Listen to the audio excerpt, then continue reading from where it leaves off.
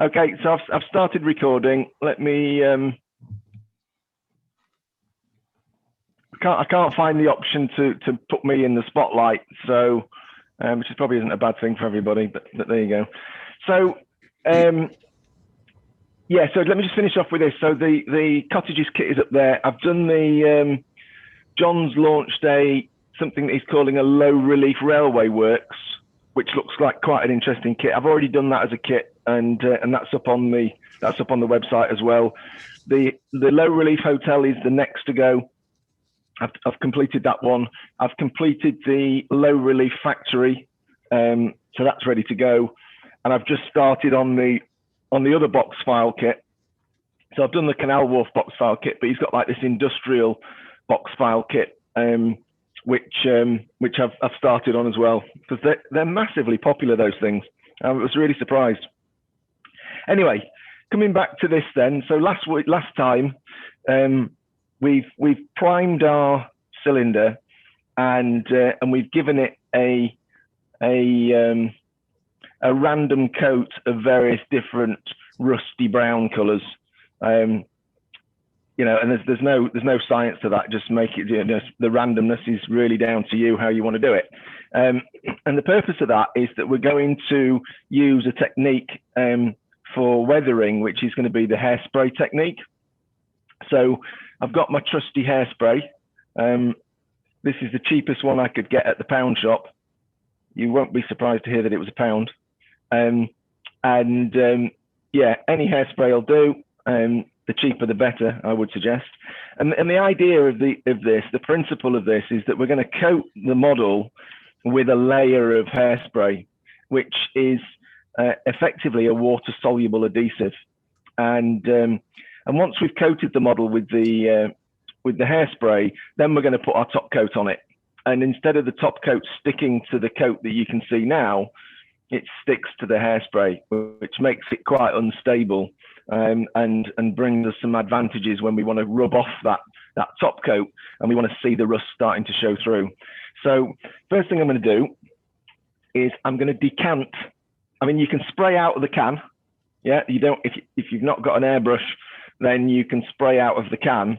The really cheap hairsprays don't have the best nozzles. They spit and mess about and don't give you a very even finish.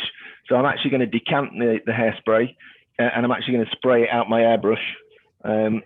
Which airbrush am I going to use? I might just use this, that you've seen this one before, this little cheapie. I don't like putting glue through my nice airbrush, so I'm just going to use that one. So just bear with me a second. I've got a problem with my quick release nozzle went faulty. So I'm having to do it the old way at the minute. Right, that's that. I'm just going to go and get a shot glass because I haven't got one here.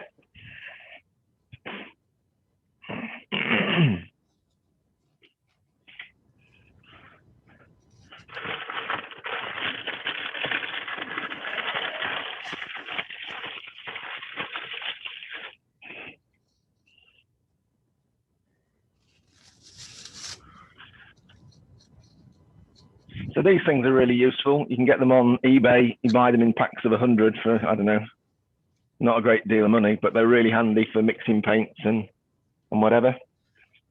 So I'll give the hairspray a bit of a mix, and then I'm going to spray this into the pot. That'll do. So you can see that I've got probably need a little bit more than that actually. Oh, it smells fantastic. Is he or isn't he? That's the question. Right.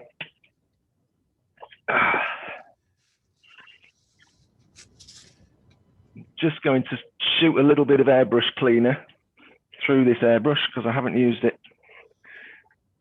I haven't used it for a few weeks actually, so that's lovely.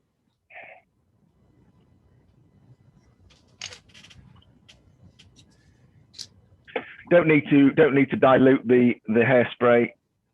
Just whack it in the airbrush. I have realised that I haven't brought my glasses out to the workshop, so in a few minutes I might just have a 5-minute just to go in the house and grab them. So just looking at how I'm going to hold this, there is a little tiny hole in the end there, so we can probably pop something like that in it. Yeah, that'll do. This is one of those little bamboo kebab type sticks. They're quite handy. And what we want to do is we want a nice even coat of hairspray on here. I'm just going to move this model. The intention of it is to get 2 coats down. Okay, so we'll stick 1 coat on. Don't go crazy with it. Just looking for a nice even coat.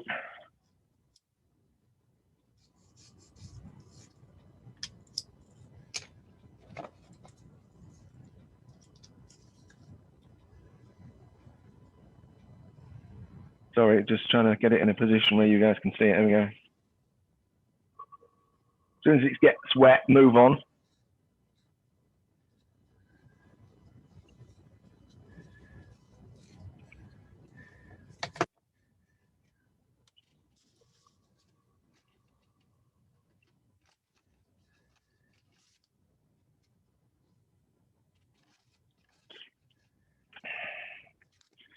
The little holding sticks just falling out.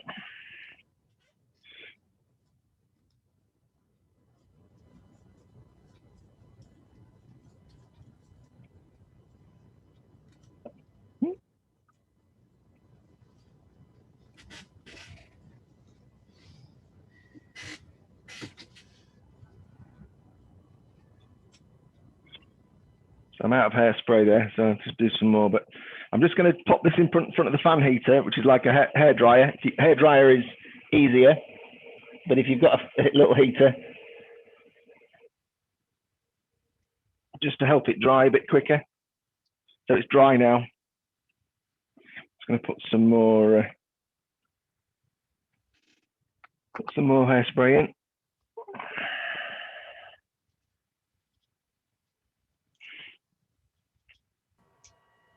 What's your airbrush cleaner, Chris? Is it IPA or? No, this is Medea airbrush cleaner.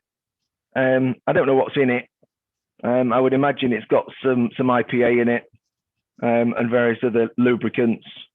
But that's the one I use. It seems to work really well. There we go, Medea airbrush cleaner. MEDEA. And I think I get it from the Scale Model Shop. Get a lot of stuff from there. It's actually an iWater product. So probably airbrushes.com would stock it as well. It's iWater Medea, but it works really well just for general cleanup. I don't use things like that when I'm spraying. When I'm spraying anything with a lacquer, I use I think I've shown you this before, but I thin all my lacquer paints with this Mr. What's it called? Mr. Color 400, which is a lacquer leveling thinner. It's quite potent, but it works very, very well as quite aggressive cleaner as well. So yeah, you can use that. I wouldn't leave that in the airbrush very long because it's quite potent, as I say. So I'm just going to do the other end now.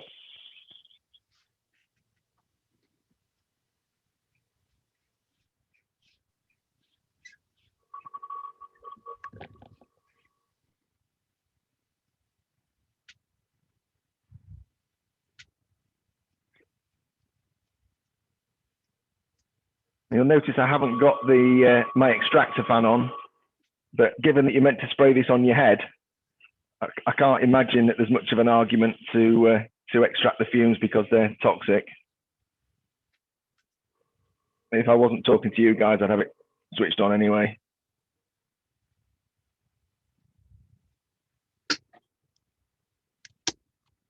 So we'll call that 1 coat.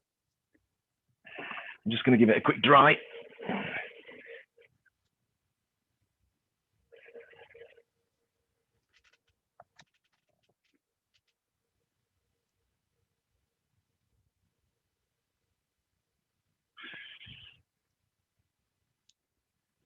Still a bit shiny. It dries to quite a matte, kind of satiny kind of colour, which is, I guess, is what you'd expect with it being hairspray. You wouldn't want it to be really shiny on your head, would you? I suppose. You can buy bottles of chipping fluid. You may have seen that. I know that AK do them. MIG, I think, do them as well. In fact, I think Vallejo do them as well. But it seems an expensive way of buying the stuff, and I'm not aware that sort of the commercially produced chipping fluids give you any more than hairspray. So that'd be down to your personal preference if you wanted to try that.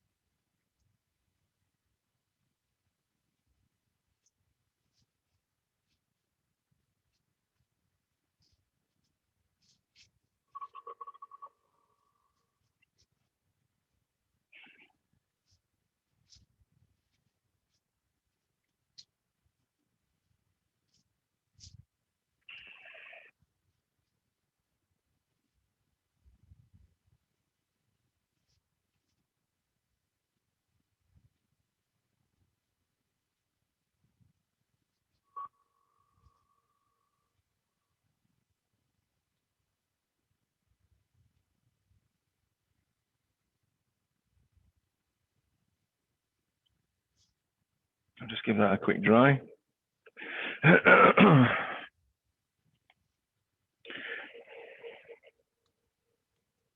meant to bring the hairdryer in, but it would have meant smuggling it past the wife.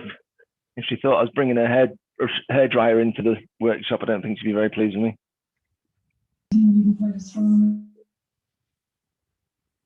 We make that more collaborations in a way why, because we can't meet someone face to face. So of course, if these surveys out this week that show that employers are also thinking of a blended approach to return to office. I'm not sure where that's coming from, that audio.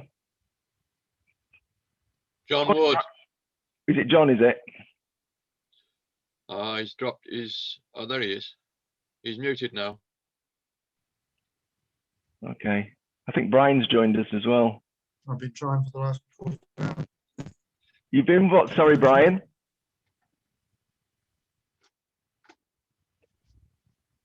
Are you there, Brian? It's taken me nearly half an hour to get on. Has it? Why is that? Yeah, but I think it's a problem at my end, not yours. Yeah, it sounds like your audio's clipping quite a bit as well. So that's drying now. I'm just going to do the other end of that. I'm just trying to... Oh, I can see you now, Brian, as well.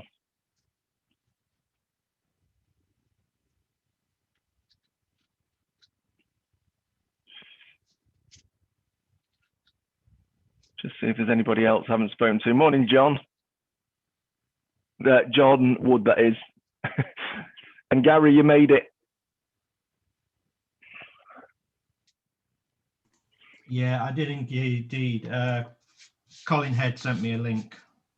So Yeah, I asked him to because I decided not to connect my keyboard to my Surface, and it's really difficult to work. I can't work it very well without a keyboard on. So right. By the time I'd finished messing about with it, Cole was able to do it. Yeah. So yeah, I got it and got on. Just going to give that a bit of a dry. What you'll find is if you don't get an even coat of hairspray, or if there's areas where you miss, then the paint won't lift off in those areas. Now, it won't matter that much. It depends on how much of the final top coat you want to get rid of. So that's had one coat. This one's had one coat. Let's give it one more.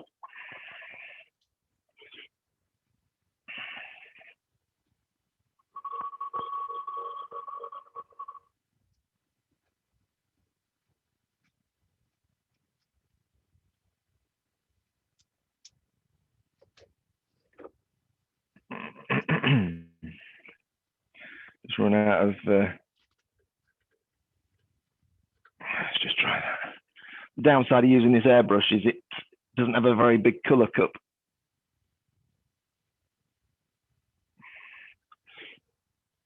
Just try that.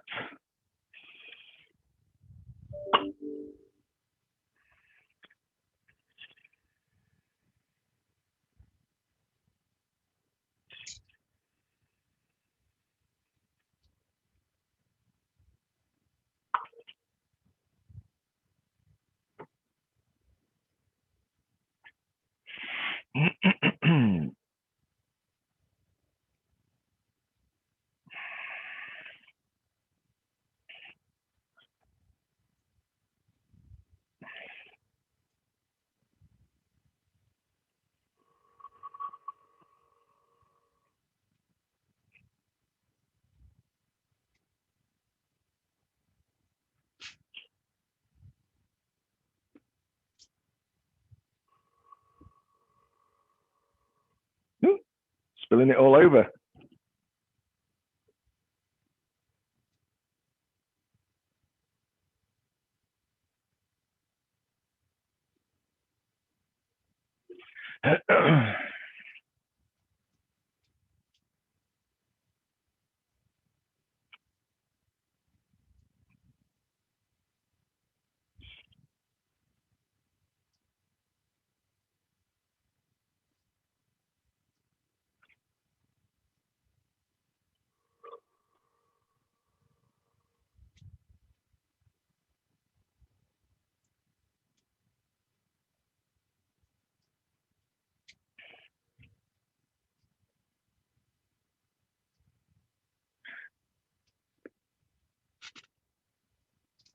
There's loads and loads of videos on YouTube as well for this technique. So definitely worth a look on there as well if you want to look at. There aren't many alternative ways of doing it, but there's different. You can use it in different scenarios.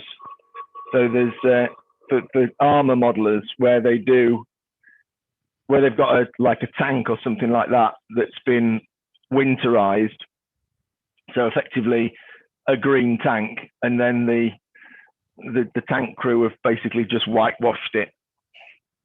They use this technique for applying that, putting that white paint on. So they'll paint the tank green, and then they'll spray it. They'll spray it with hairspray, and then they'll apply the white, and then they chip the white off. So as the sort of the winterized tank gets weathered, the green starts to show through. So it's not just for rusting. You can do it, use it for other purposes as well. Depends what effect you want to create. Might even be able to use it on sort of like wooden structures as well, I guess, if you wanted it, to get a sort of an uneven effect. We're nearly there now. Sorry, this is a bit tedious. I ought to have done one of these. In fact, I ought to have done them both beforehand.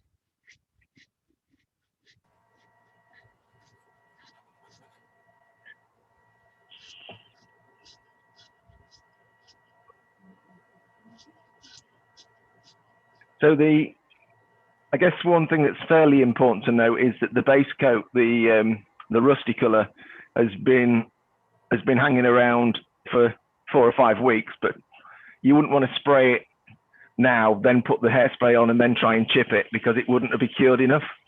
So you want to give the underlying colour, the rust, you want to give it 3 or 4 days just to be absolutely sure that it's as cured as possible. So that's all I'm going to do with that, I think. It's got loads of hairspray on it, so should give us an idea of what it's going to do.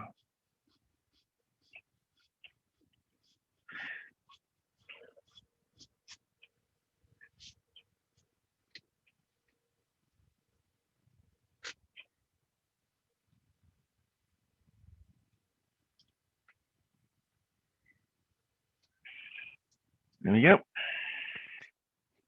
And I'm just going to empty my airbrush on this other one.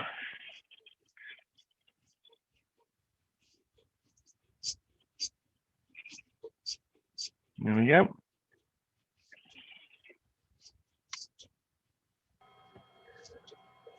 Chris, if you're brush painting it rather than airbrushing it, would you do anything differently? No, not particularly. I wouldn't brush the hairspray on, obviously. I'd just spray it straight out the can. If you are going to spray it straight out the can, then probably worth buying a hairspray that's got a fine mist nozzle on it, so you get a nicer, even finish. I don't suppose it matters too much if you're hand painting it. One of the challenges you're going to have with hand painting is it's a lot thicker than it is with an airbrush. And when you'll see I get to the next stage and I start scraping the paint off, probably be a little bit harder to get it going. And I'll explain what I mean by get it going as we progress. I'm just going to give this airbrush a bit of a wash out because it's got glue in it and it won't be very happy if I leave it.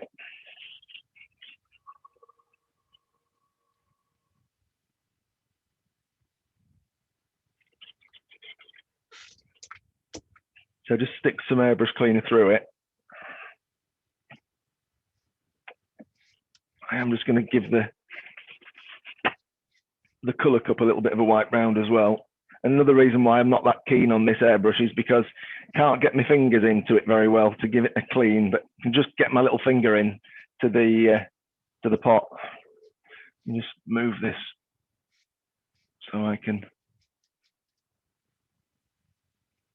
That's better because my fingers don't fit in very well.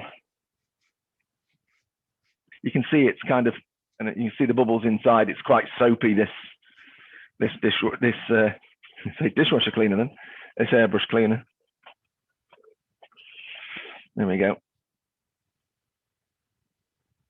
Just blast the rest of that out, and because I'm not be likely to use this for some time now, I'm going to take the needle out. I'm going to give the needle a bit of a wipe. Always wipe from the back of the needle to the front so you don't catch it and bend it. And then I have this stuff. This came with my iWater airbrush, but it's like a little super lube. You can get it from again from airbrush.com. Just put a little bit of that on. It helps to lubricate the seals in the airbrush itself. What was it again called, Chris, please? Super lube. Just super lube. Yeah. Super lube, non-toxic, non-silicon. It's again another iWater product or iWater product. And just gently push the needle back in. Give it a bit of a swivel as well, so that you're coating all the seals with a bit of the lubricant. Just helps with the action, keeps it all moving nicely. So we finished with that one.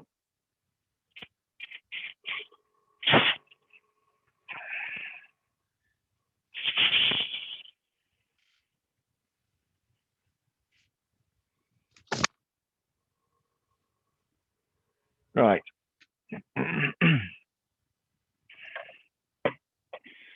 That was pretty straightforward. Now, what color did I think I decided last time that we were going to do this with medium sea gray. So this is the top coat that I'm going to apply. So this is what the original painted color of the of the cylinder would have been before it became all corroded. Now, as I've said already, I always thin my paints with this stuff. Okay, now I'm going to break that rule, and this time I'm going to thin it with water only. And I'm just going to go grab some water because I don't think I've got any up here.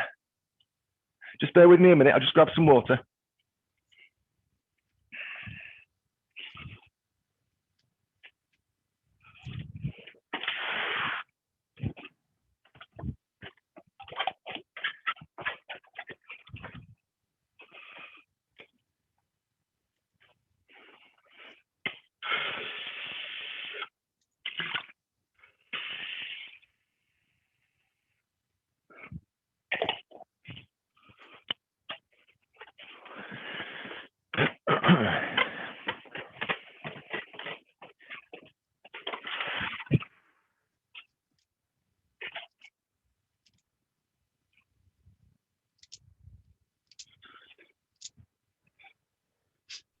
Right.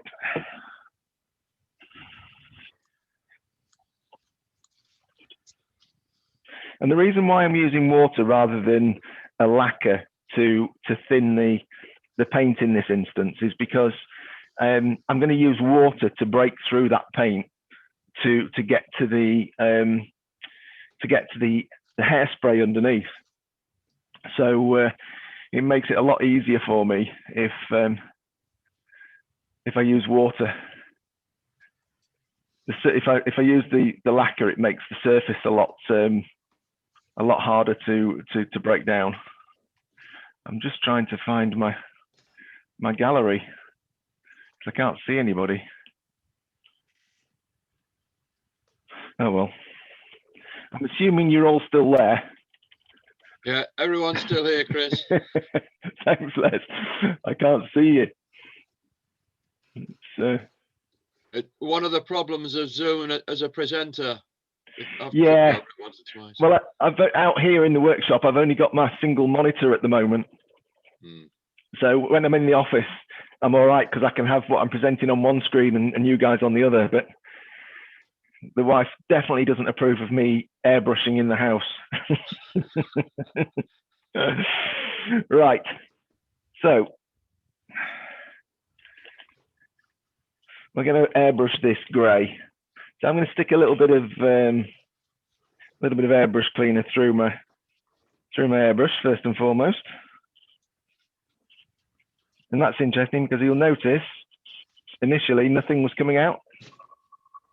So that's not, in fact, nothing's coming out at all. So that's not very happy. That's a blocked up nozzle. Damn and blast. So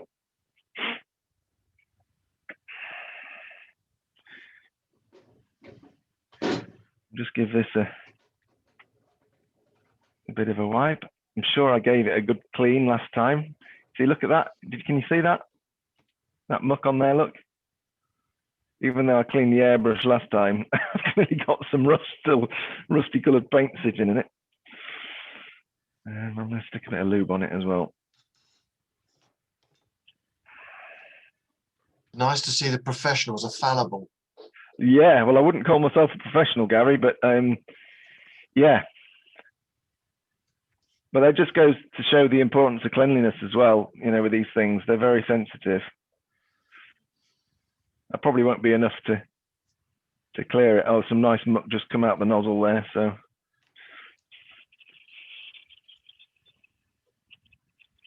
You can probably see now that there's actually liquid coming out. So what I'm going to do is I'm just going to stick a bit of something quite aggressive in it, just to give it a good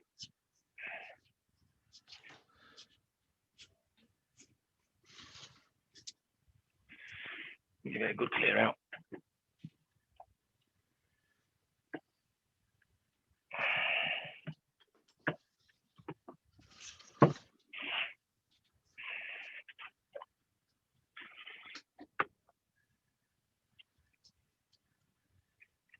And you can buy various potions for cleaning airbrushes. I don't know if I've covered this on the previous things, but this is a water-based cleaning product. It's called Premier. It's come from airbrushes.com. I think I got all of this stuff as like a starter kit when I started airbrushing years and years ago.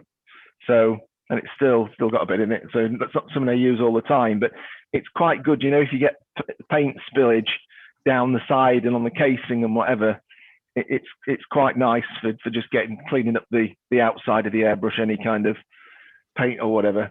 And then there's Mr. Nasty, which is this stuff. Again, it's a Premier product. You can buy this from Eileen's Emporium. I think I got this one. It is very nasty, but a friend of mine had an airbrush that was full of paint and dried, and then I put this in and left it in for 4 or 5 hours, and it freed it up, and then you could get it apart. That's the starting point. So this is quite nasty, but it will it will recover a pretty bunged up airbrush if necessary. So there's various different weapons that you can apply. Yeah, so remember me saying previously, you know, listen to the airbrush. I can hear the sound is nice and consistent. It's not spitting and making a nasty sound, which is, I mean, it is now because it's empty, but that's always a good sign that the airbrush is clean and functioning the way you want it to. So we'll stick a bit of water in. Because water's the thinner, I'm going to put it in first.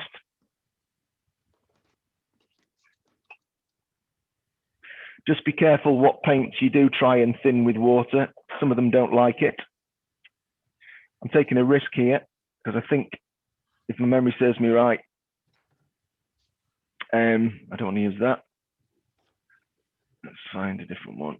I'm going to have a clean. Memory serves me right. You can thin Tamiya with water. We'll find out in a minute. You know if you got it wrong, because when you put the paint in the color cup, it turns into bubble gum, and then you have to practice cleaning airbrushes again. So I put the water in first, paint in second. So that means that the water is down at the nozzle end, and the paint is at the back behind it. So there's no chance of the thick paint bunging things up for you. I did watch a video the other day of a guy airbrushing, and he did it the other way around. I'm surprised that he didn't have trouble, but there we go. So we'll just have a look at what we've got. Check the flow. See, that's coming out quite nicely. I don't know what you can see, but yeah, okay. Still got some red paint on there, look. I clearly didn't clean my airbrush very well last time. So we're going to spray the cylinder. We're going to start with a light misty coat, as we always do, and then we'll come back in a bit heavier and start to build up the layers.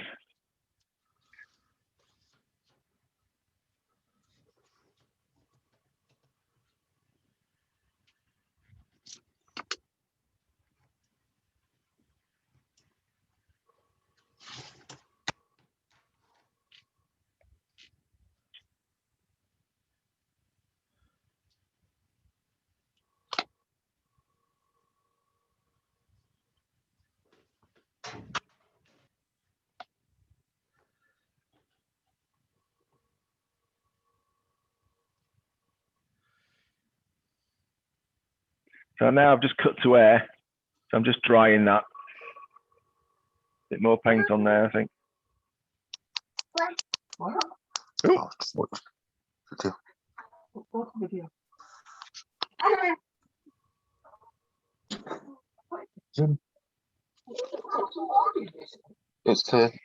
it's Chris at Model of Medley.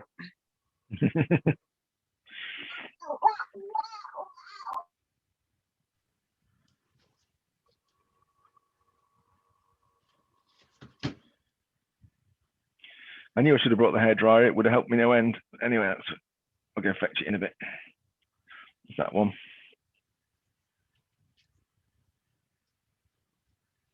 I mean, depending on the subject, if you can get a good grip of it, then you can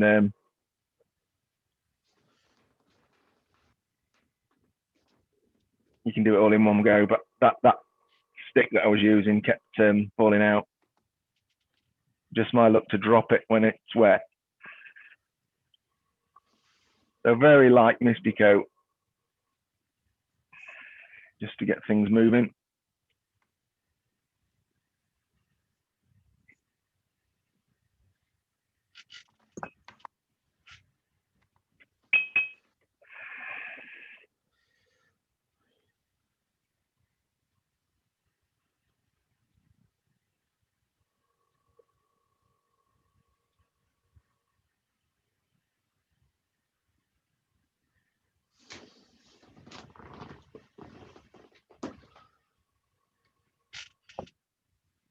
Okay.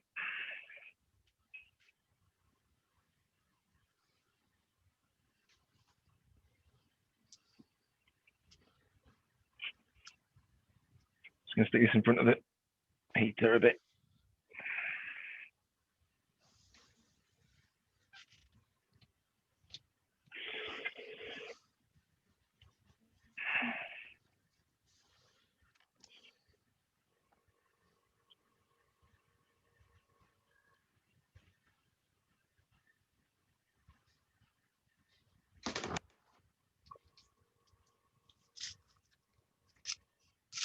You can see that the sort of the darker and ready patches are beginning to disappear.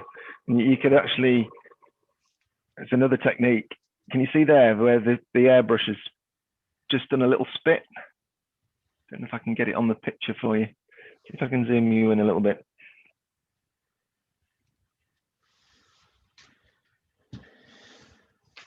Can you just see that little dot? Just one or two little dots. That's where the airbrush has sort of started spitting. If that happens, that's telling you that there's a paint buildup on the needle. So what you need to do there, this is why, another reason why I like this airbrush is it's got this sort of little pinch nozzle. So you can just pinch the airbrush and it actually cleans the end of the nozzle for you. And what you can also do, just give the airbrush a little blast like that onto your tissue paper, and that'll clean it off.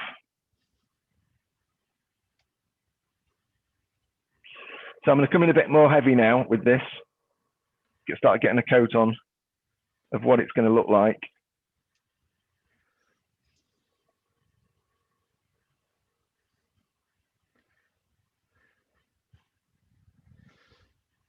Never let it get too wet. If it gets wet, move on. Otherwise, you're going to get running in it.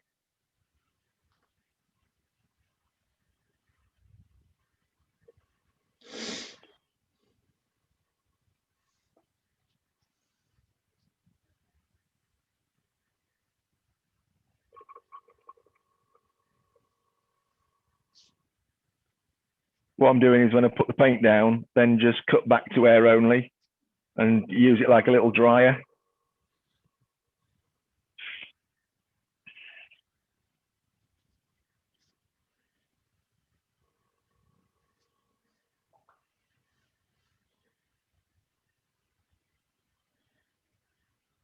Getting low on paint.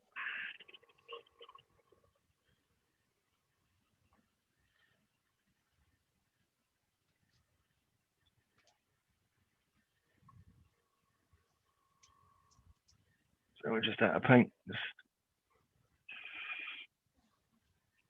pop that there for a minute.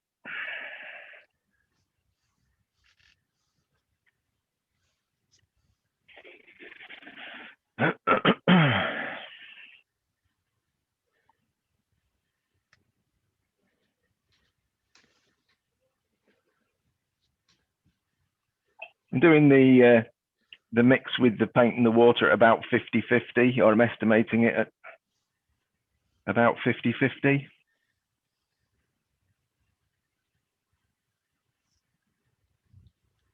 Just try and get a consistency of sort of milk.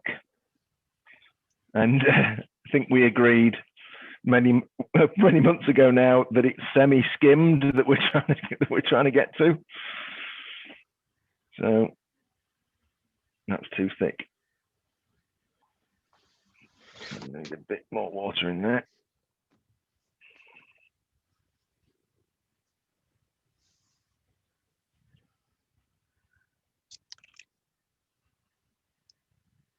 That's better.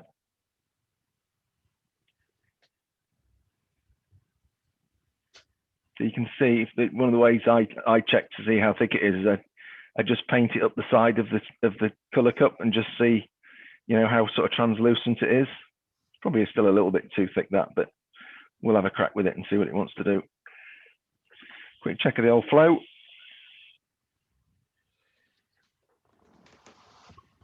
All looks good.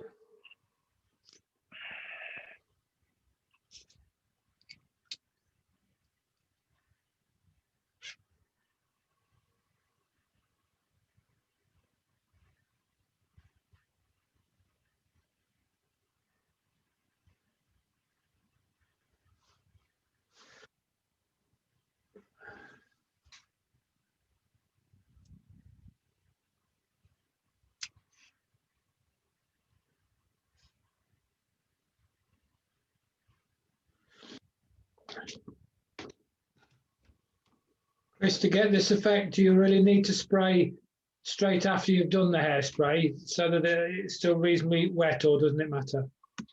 Yeah, I don't think I'd leave it for a long time. But you can pretty much, you'd probably do it like I'm doing it. You know, you'd put the hairspray down and then you'd put the top coat on it. I can't think why you would. It's the base coat that you want to make sure is nice and cured. So I would, yeah, I'd probably just stick the hairspray down and then do as I'm doing now. Just, you know, lob the top coat on. I don't know what would happen. I suppose it would stay for quite a while. I don't know how it breaks down with light and all that kind of stuff. All these things that affect these chemicals.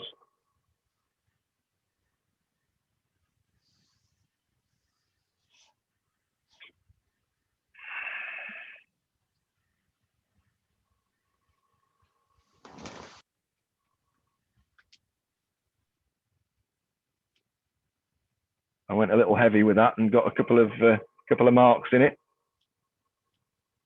It's been a bit too eager.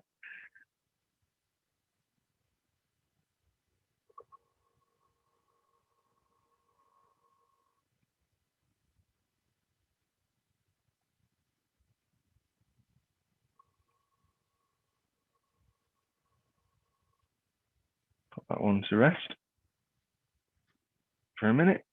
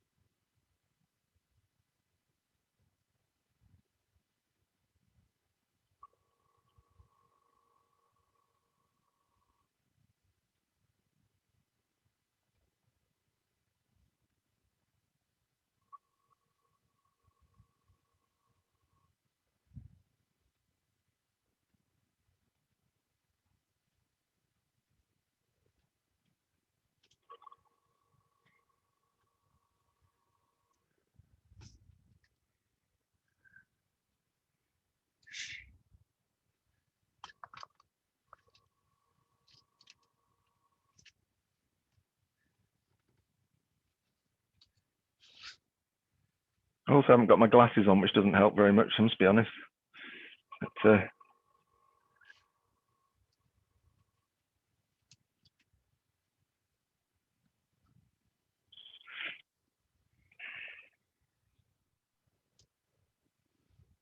out of paint.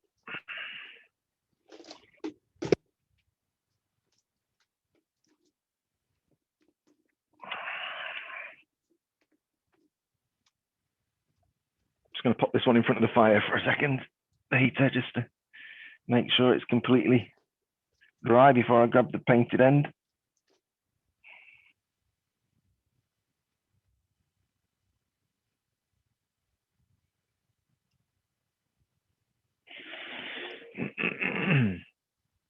Right.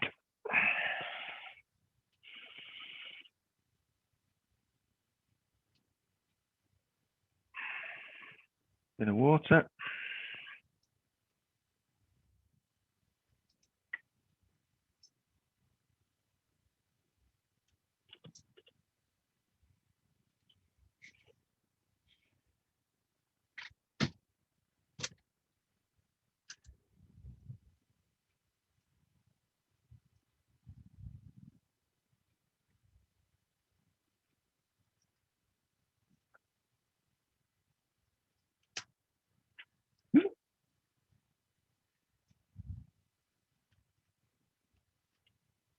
Anybody got any questions? Are we all good? It's all pretty straightforward, isn't it?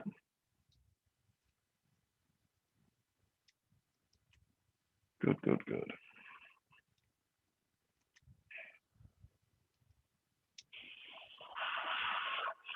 It's got a bit of a light spot there. Looks like it hadn't dried, so just giving that a little bit of an airbrush over.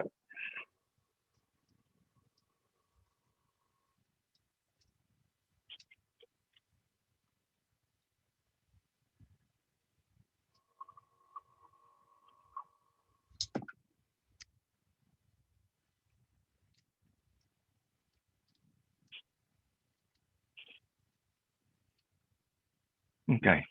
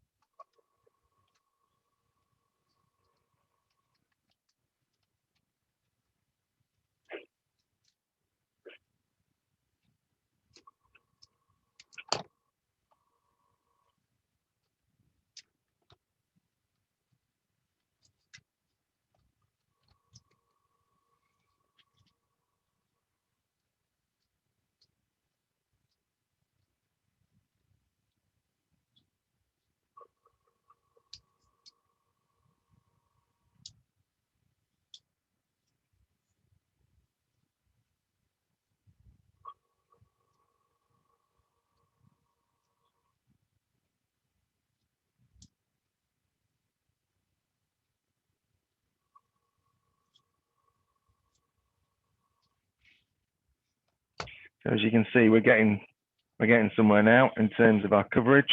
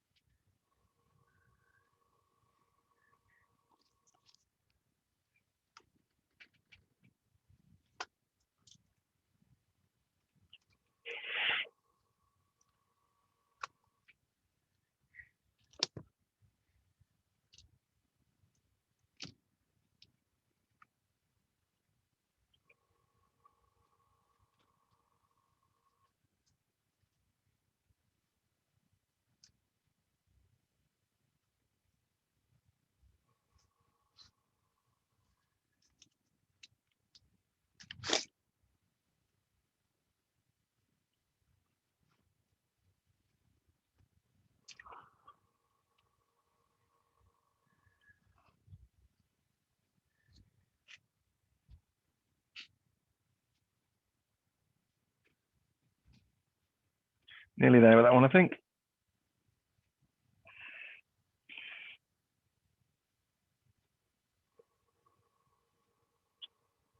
Worrying that I've got an oily fingerprint mark there.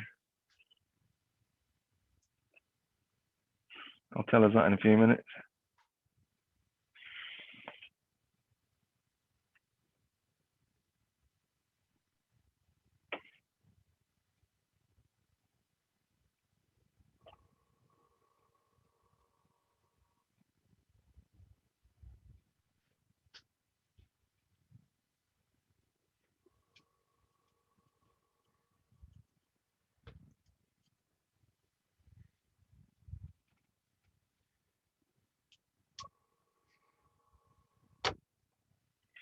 Now you see there, look, what I've done is I've managed to pull the paint off with my finger because it's not sticking down like it would normally stick, you know, on a good surface because of the hairspray. And you can see that just in that area just there, it's quite shiny, so it's not quite dry. I'm not, if this was a model that was going to be pristine, then I would stop now, leave it, sand that out, and go again. But in actual fact, it's rust appearing now through the paint, which is ultimately what we're going to try and do anyway. So this is why when you're doing this, if you're having a go at this at home, you don't need to do it quite as fast as I'm trying to do it, so that you guys don't all fall to sleep. If you haven't already fallen to sleep, that is.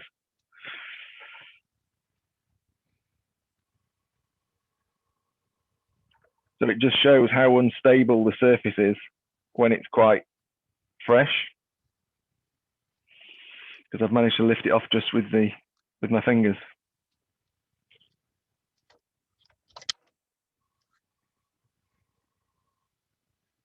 I'm just going to put a coat on this end, and that one's done. So and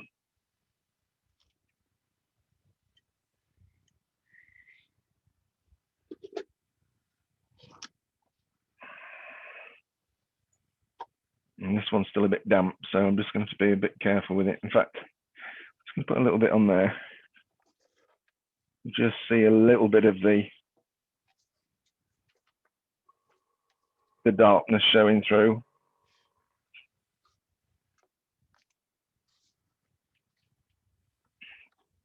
Yeah. So what I'm going to do is I'm going to take a break now, because we've been an hour just over. I'm going to go get my glasses. I'm going to give that chance to dry, and then I'm going to have a look at it with my glasses on and see whether or not it needs any more. In fact, I might just finish this end. Don't forget the hairdryer. Yeah, well, like, I'm not going to need it now, you see, Paul, because I'm done. It was to dry the hairspray and the paint at this point, but I'm hoping that when I've painted this end, I don't know if you can see it on film, but can you see that this end is slightly darker than that end because the brown is still showing through? So I just want to, there's that little bit that came off. It's just with me touching it when it was wet. That's how unstable it is, which is what we want. That's why we put the hairspray on in the first place, let's be honest. I am going to leave that for just a few minutes because I don't think it's quite dry enough. I'm going to go and grab my glasses. And I probably will grab the hairbrush, and then I'll come back and I'll just do a little bit more, and then we'll crack on with chipping it, if that's agreeable with everybody.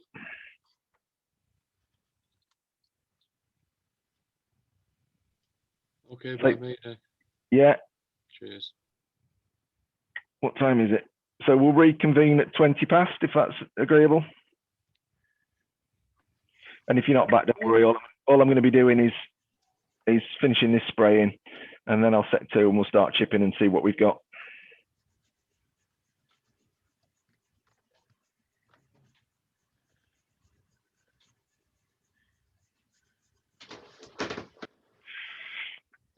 So what are you making, John? A lifting tray that contains, I can lift stock off of my O-gauge layout without handling it. Okay.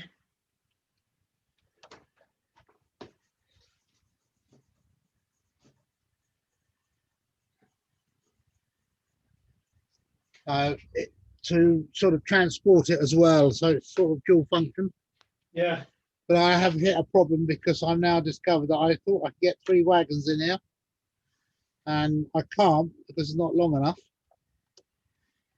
Oh no. Yeah.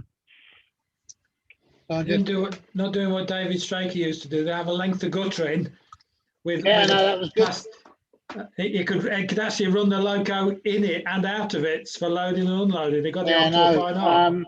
it's sort of a bit like that, really, although not quite the same. And also, the idea is that you can put the flap back up at the bit that runs it out, Yeah, and seal the box so you don't have any danger of it falling out.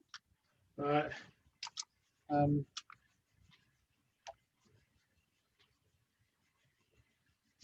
Taking quite a bit of sorting out, really, but it's sort of there or thereabouts. I just got the length issue now. So you got this flap arrangement, Colin, Yeah. that is in fact grooved, Oh, it's got like a track Yeah. set. Yeah, and then I'm the with you. box is also grooved, Yeah, and this slides into the box like that yeah, to load up the stock off the track. right. And once it's loaded, that goes in there and slides down there and seals the box. Is that laser cut by your friend Chris? It might be. Well, I'm sure that's something you could definitely sell. If we haven't done so already. If we haven't done so already. Indeed. Right, I'll be back in a minute.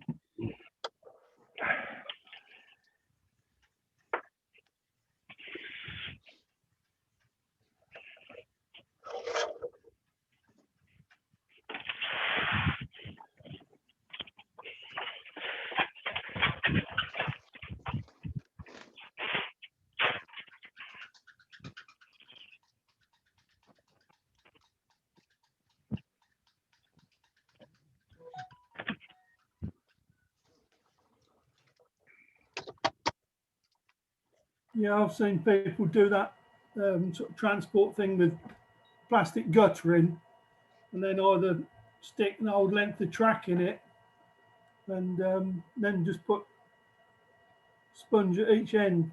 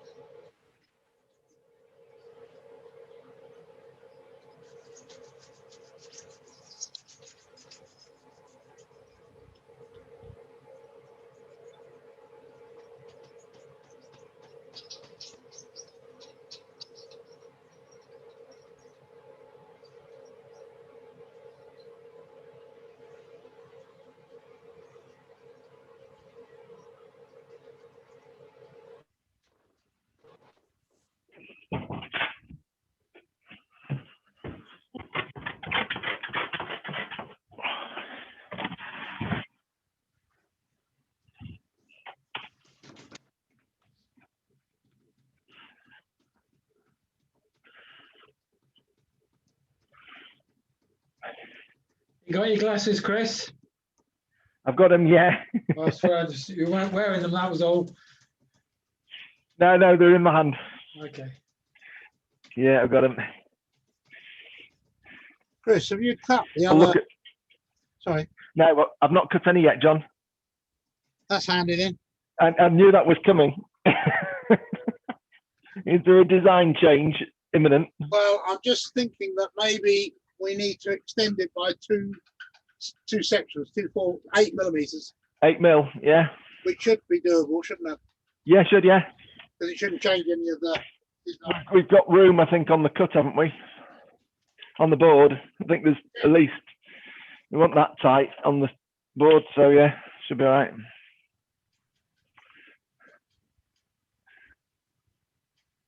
Will they fit in the box though, John, if you extend them by 8 mil?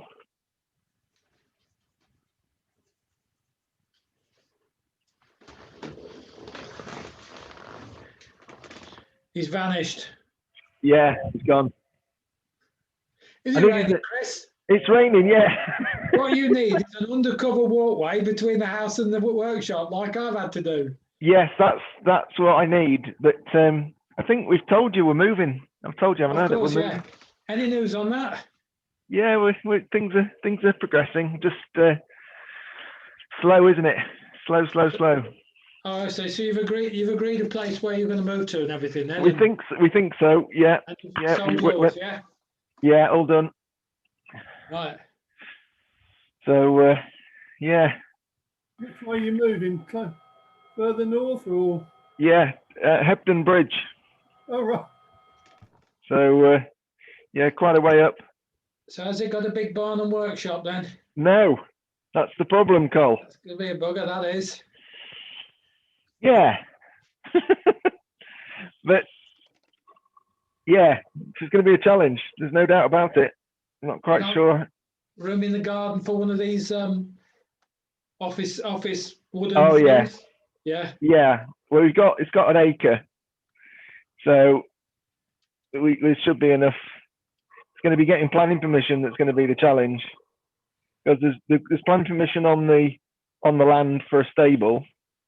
I didn't think you need planning permission for stables and livestock. Oh, you do, yeah, Yeah.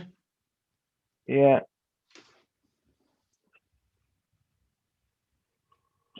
You don't. I think there's rules that if you're a farmer and you've got umpteen acres, then if you need to put a building up for storage or whatever, you can. But I'm not very happy the way this paint goes down when you thin it with water. You can only see your head, Chris. We can't see what you're doing. No, I've just had to switch my camera off so that I could get the gallery view back on. But what time is it? Yeah, I suppose I ought to put it back on, didn't I? Why do you choose Hebden Bridge?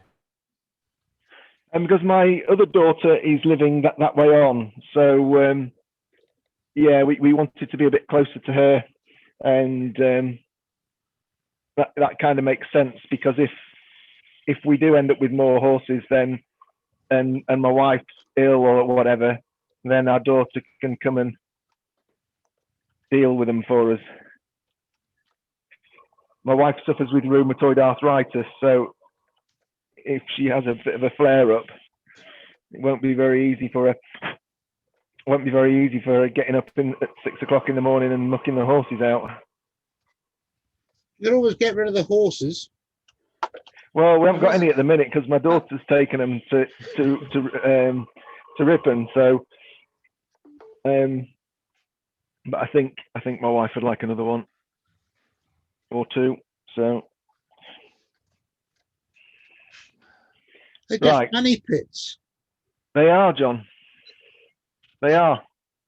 They all they do is eat food that costs money. They shit, that costs money. Then something goes wrong, that costs money. It does. It's like railways. Yeah. Yeah, we don't have to keep feeding railways, No. We just end up keeping and they'll go on for hundreds of years without falling over and needing the vet. Yeah, we only have to look at them and they need the vet. Yeah. If you call the vet out, it's like remortgage the house. Yeah. It is. It's crazy. Well, you'd be pleased to know, Chris, that Yeah. with the buffers all completely pushed against each other, Yeah. I can get my 3 hoppers in the existing box. Oh, okay. Because But I think we will extend it by 8 millimeters. yeah, the only thing I was saying to you, but I think you disappeared, was if we extend it by 8 millimeters, will it fit in the really useful box? Yeah, that's what I was doing when you were talking to me, and I wasn't Check here. that it would, Yes, and it I've does. actually got. I think I could actually get 12 millimeters in. But Oh, okay. But then you've got the radius of the bottom of the box to contend with, Yes. and Yeah. in fact, not only that, but the radius on the side as well. In the corners. Yeah. Yeah. So I think, but I think 8 mil we could get away with. You do? You sure? Yeah. Well, I'm almost absolutely sure. Yes. Yeah. Okay. Cool. No Um, problem then. Well, I'll do that drawing after lunch, and then Oh, okay. I might do some Yeah. cutting. So there's There's the 3 hopper wagons contained within. I don't know whether you can see that. Yeah, looks good. And that I've goes got- in. That goes in the long, really useful box that they Yeah, sell so, for Christmas I get- wrapping. Yeah. 4 on a side, 4 on a level. I get 12 in there. Yeah. 3 layers. That's the first time I've seen one actually glued together, John, Oh, is it? because I only Yeah, held mine obviously the together with bits- rubber bands. The bits on the end are wrong because I just used the spare bits to do that modification that we added. Do you remember the Yeah. bits we added? Yeah, And actually, I've made a mistake with that as well. Actually, well, there's not a nothing needs mistake. changing on the drawing though. Yeah. You remember I said we put a taper on the end, Yeah, and then I said no, we don't need to. we do. We do. I've forgotten about the flange of the wheel because the flange of the wheel okay. goes below the rail level. Right. Okay. Well, So it just needs the same. It needs the same taper it had on the flat bit. Oh, I see. We're tapering the little pieces underneath, right? Yeah, this bit that goes underneath, you can't really see it, can you? This bit here that's underneath Yeah. needs to have the same taper as the top bit. We just Okay. took the edge off, didn't we? It was about a millimetre. wasn't it? Yeah. But that might. Yeah, we might have to do that manually. No, should be able to do it on the laser. Yeah. Okay. Let's talk about it when Yeah, later on. when we're not boring everybody else to tears with it. Absolutely. I think if I remember right, there's a couple of pegs sticking up into the ramp that hold that bottom piece. Was there any pegs? I can't remember. No. Ah, right. Oh, in that case, you can taper them. Yeah. Yeah. No problem. Right. Let's. One of the things I was just going to do was just before I start sharing my sort of workbench again, was I was just going to look online, and I'm going to search for railway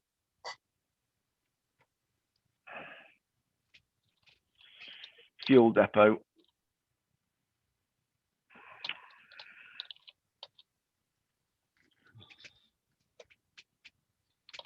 I'm just going to share my screen with you. By the way, John, I haven't forgotten about the 3 rail. I'll send those other photos over to you. Oh, okay. Yeah.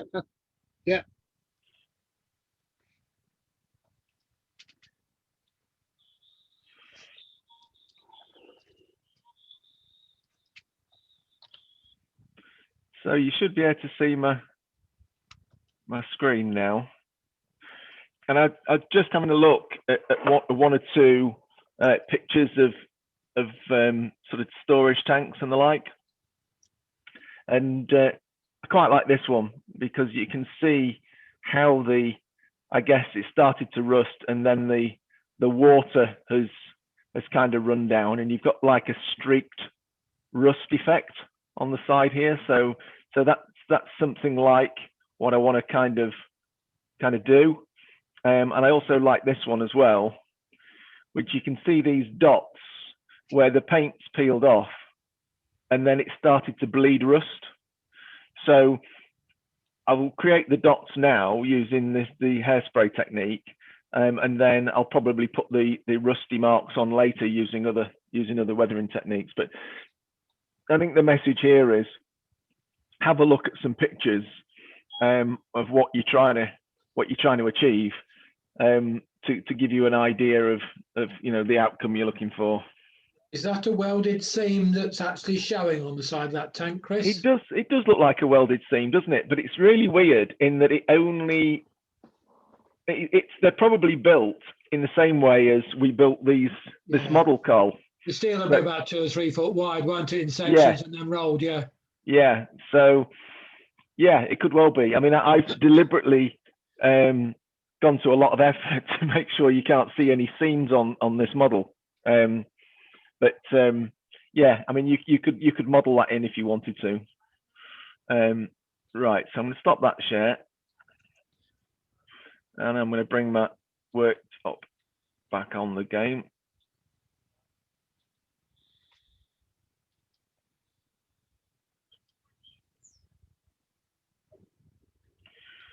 I wish you'd remember what camera I was using.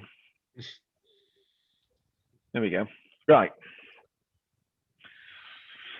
Okay, so what we've got now is we've got 2 grey cylinders with all the rust hidden, and we want to start bringing the rust out. So how do we do it? Well, there's a number of different techniques that we can use, or tools that we can use. So a paintbrush. Let me just find a cocktail stick. I'm sure somebody's been here and had my cocktail sticks. Probably me. Bear with me. Let's get another little brush from over here. Something a bit rougher. You don't want your best brushes for this.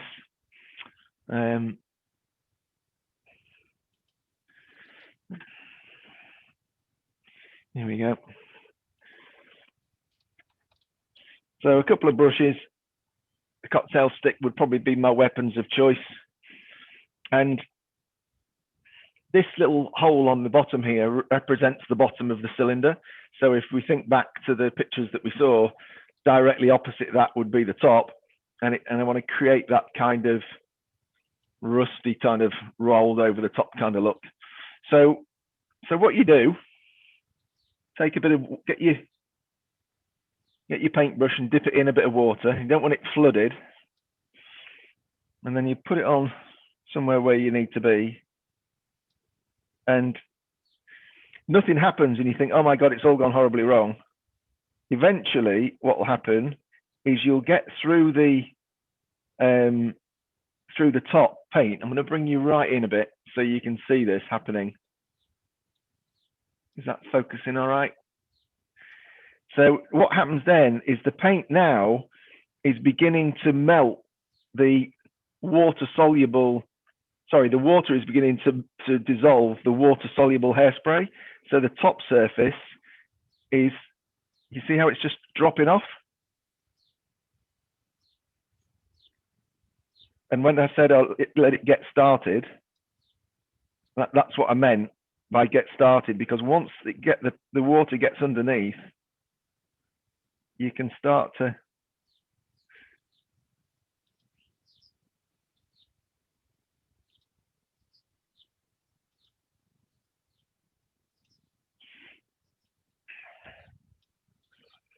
and it needs to be random, because in real life it'd be random. Now you could go at it a bit heavier with a different kind of brush. This is quite like a scrubbing brush. So I'm going to give that a bit of a try to get that kind of, can you see what I'm doing? Now, don't worry that it looks a little bit garish at this stage, because what we'll do in the later stages of weathering is we can come in and we can tone it down a little bit.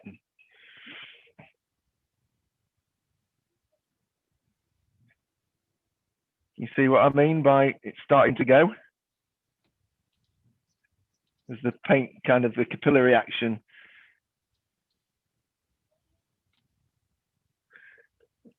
starts to take effect.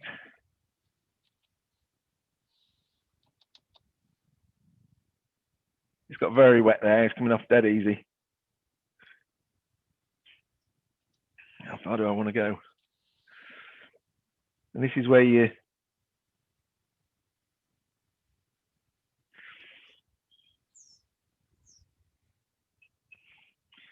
I guess if you're arty, which I'm clearly not, then this is where your artistic flair comes in.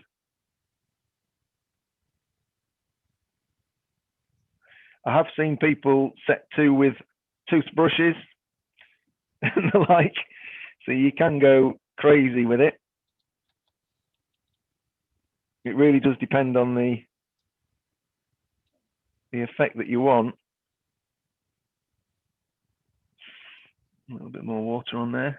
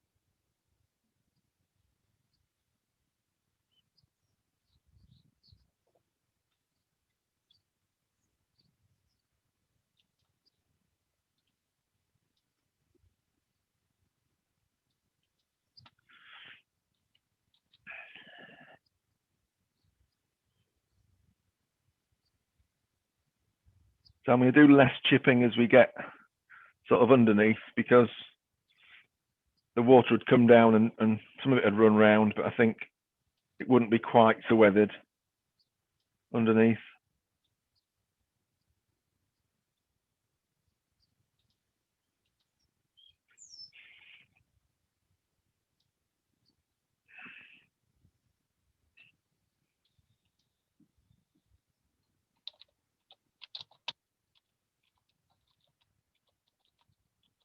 Did you get the idea?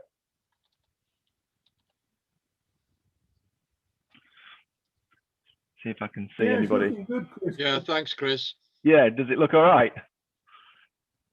I don't know what it looks. When the weather is enough, do you have to try and stop the water creeping further underneath? Just leave it, let it dry, and then I'd probably stick a varnish over it, you know, a matte varnish, just to hold it still, seal it in, as it were. Would you do your streaking first before you seal it, Chris? No, I would do that after. So, because the way, I think I said this once before, the way I do it, and there's loads of different ways of approaching weathering, and there's some real experts out there that would probably say, no, you're not doing it, you're not doing this right, you're not doing that right. This is just the way I approach it. But what I do is, if once I'm happy with where I'm at, then I'll stick a coat of varnish down, matte or gloss, depending on or satin, depending on what I'm trying to do next. And that's like I'd like sort of liken that to a save button in a video game. So it sort of saves your progress, and then you go again. And then if the next stage doesn't work quite right, so let's say you were putting some kind of wash or some weathering powders on or something like that, and you weren't happy with it, well, you can wash it off because the layer underneath is protected by the varnish. So yeah, so I use that's why I would use varnish to sort of seal it all down, if that makes sense. Just going to see if I can get a little bit more going on down here.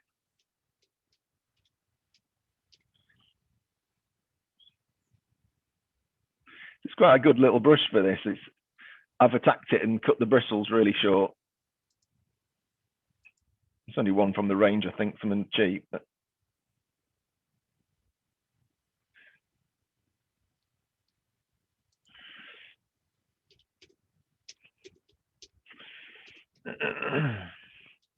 so what I'm going to do here is I want to get, those spots that we saw on that cylinder. I want to try and be careful I don't try and make it look like a pair of eyes.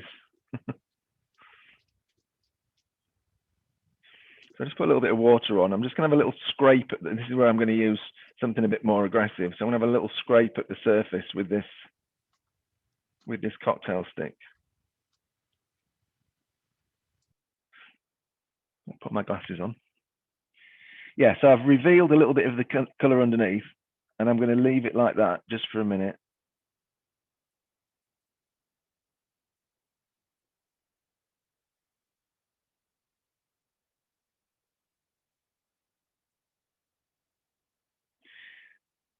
Just to let the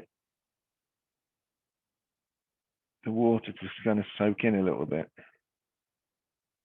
Make that one a bit bigger. Oh, just put my finger in it. Just got a nice bit of paint removed there by my finger inadvertently. It's very, very weak now, the paint, because it's the hairspray is beginning to. So I think I'm going to leave that kind of like that. You can probably see. And just zoom you in a little bit. I can get you in focus. Can you see how you can, with a stick, you can push the paint up? Oops, slip there. A bit more water on. So when you want to create a peeling paint effect, you can kind of shove the paint to one side. We've got too much water now.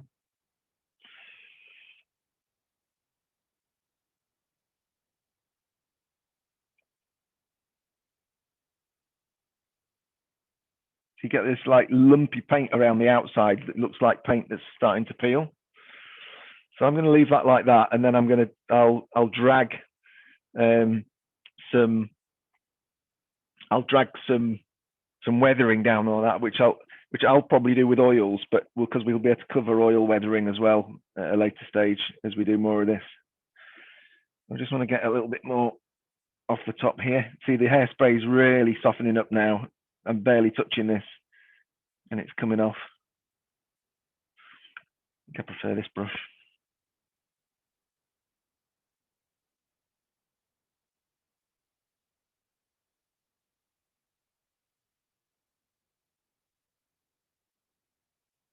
Okay, everybody all right with that? I'm going to crack on a bit and see if I can get.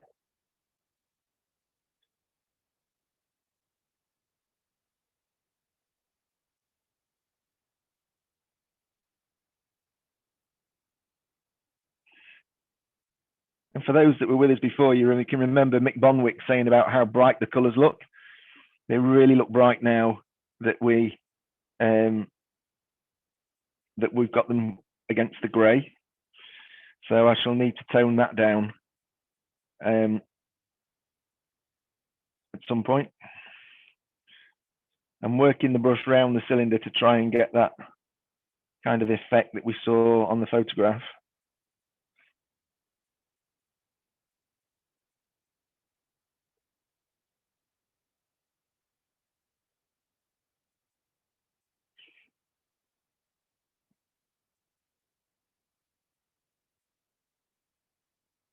Now this is I think quite an extreme form of rusting. So if you wanted to make it look lightly weathered, then you wouldn't start like this, because I think it would probably be a bit too much. Each to their own, of course.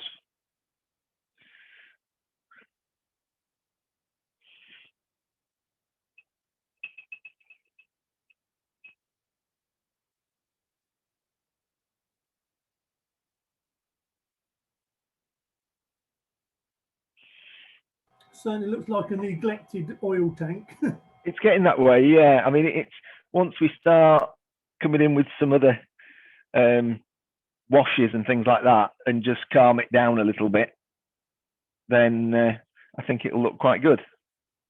I'll probably do that today, to be honest, depending on how we're doing for time, because you've got it now. You can see how it works, and you don't need me to do it over and over again.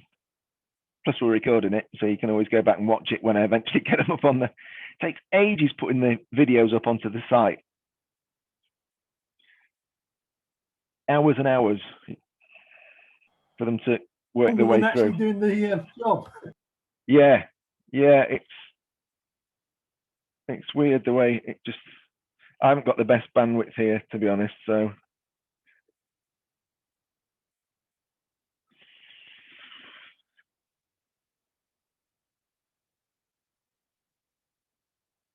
Are you going to use a wash or something to break up the uniformity of the grey? Yeah, I am. Yeah, because it's kind of. I mean, I'm a bit disappointed with the rust at the moment on this one, because it all looks the same colour, and yeah, and I kind of wish one of the cylinders, if you remember, I did one really dark one end, and one sort of redder towards the other end, and I'm suspecting that it might be this one that I did. There is a little bit of tonal variation. That's quite red there, and that's a bit browner, but I'll knock all of that back because it's all a bit bright, and of course the grey paint remaining needs a bit more. We'll need a bit more work, I think.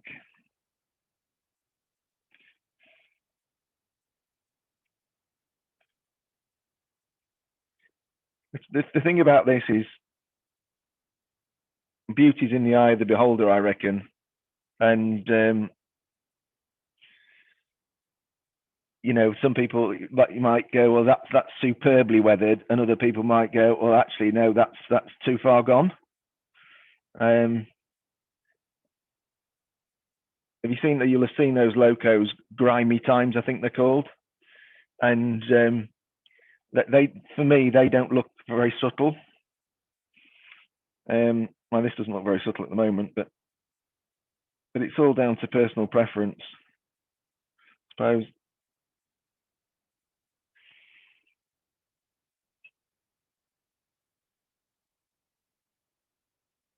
So it's personal preference, and depending on how weathered you want it to be. You know, if that's a heavily Yeah. weathered one that's been neglected for years, and in some ways the weathering coming through will be almost uniform because it's been exposed for the same time to the weather, the whole of the cylinder. So it'll tend. I wouldn't have thought there'd been a lot of variation. It's only if you get new damage to it, you know, where somebody's hit it with a hammer or something and it's freshly lifted. Yeah. That would be an interesting thing to try and model, and a dint. How you'd think about how I'd do that. It's not a fast process.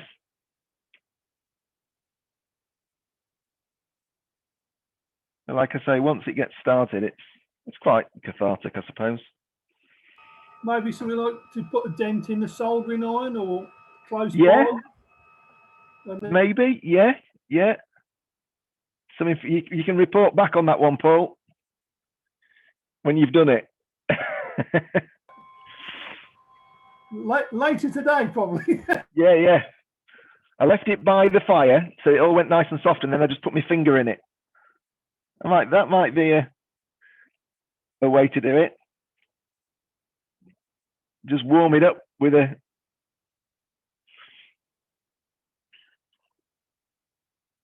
blow lamp or whatever. Or, you know, one of the glues, you know, something like neck pack or something like that. Just a solvent. Solvent to crinkle the surface. Yeah, definitely. Weather it on top of that. God, we're inventing weathering techniques on the fly.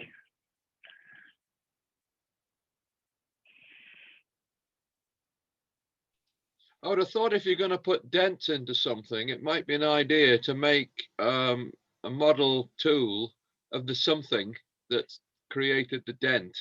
Yeah. Like, for instance, a buffer beam or something like that, or the front end of a car. You could probably use an Oxford die-cast model to put a dent from that into a plastic one using either the Mac pack or heating. Yeah. Maybe a heat shrink gun could be used as well. Just a thought. Yeah, no, absolutely.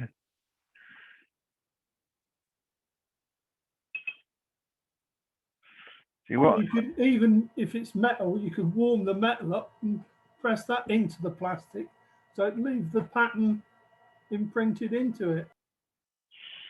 Yeah, possibly. Yeah. Yes, Paul. That's sort of what I had in mind. There's lots of options, isn't there? I suppose.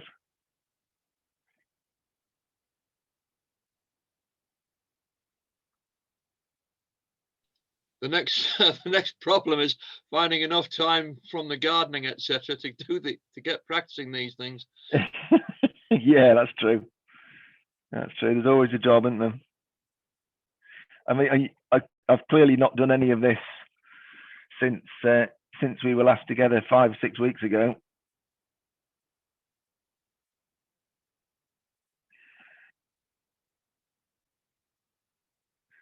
Well, what you do when you have a bonfire in the garden, get rid of the rubbish, you put the branding irons in the fire and have the plastic items dotted around ready to be branded. Yeah, that's true.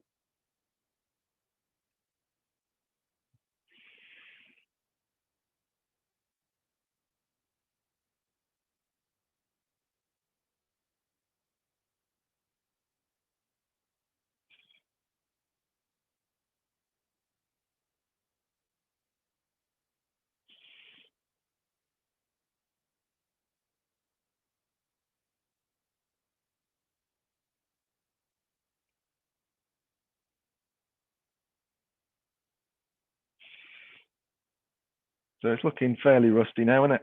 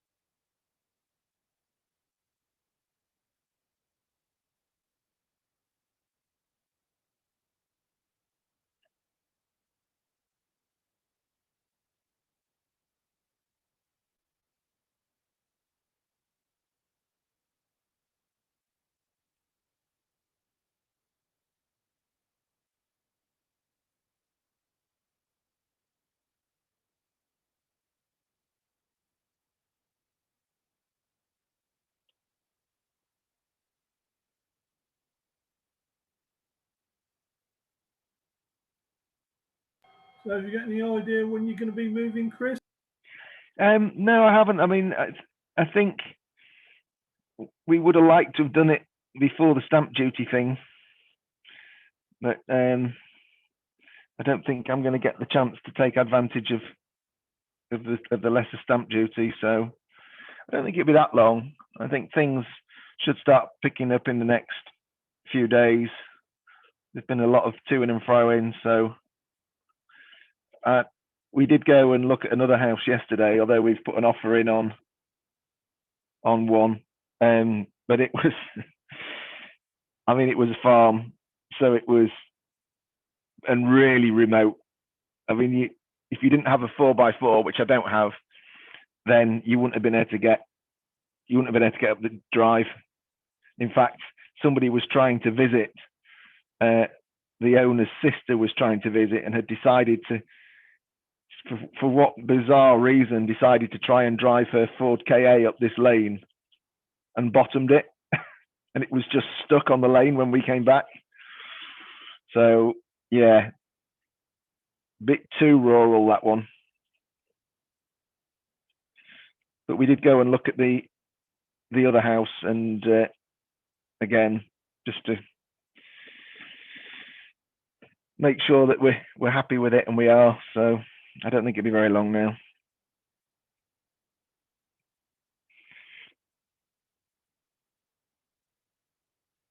So when does the stamp duty relief finish? Is that June time? 31st of May.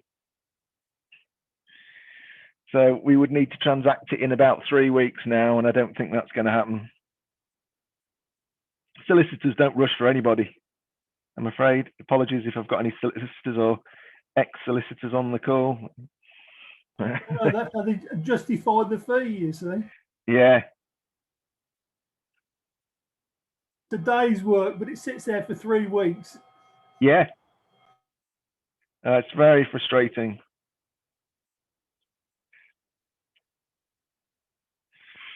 So this is the cylinder that I did make a bit darker towards the other end.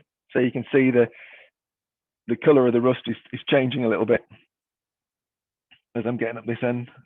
I'm having to scrub it quite a bit, so I clearly didn't get as much hairspray on this end.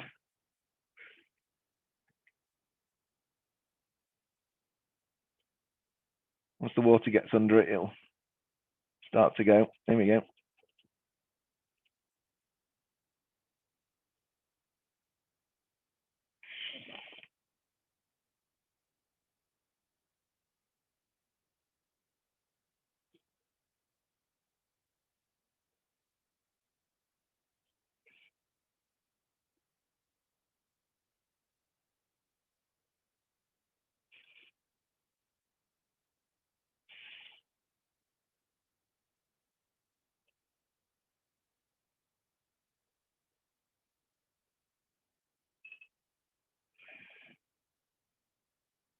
So it takes a little bit of time, this, but I think the effort is worthy because it does give a good effect.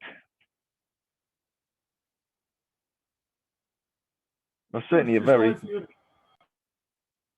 if you're painting a loco, Chris, you know, you take your time to get the job perfect, and yeah, the same with this. Yeah, It gives us a good starting point, doesn't it, for what we want to do next.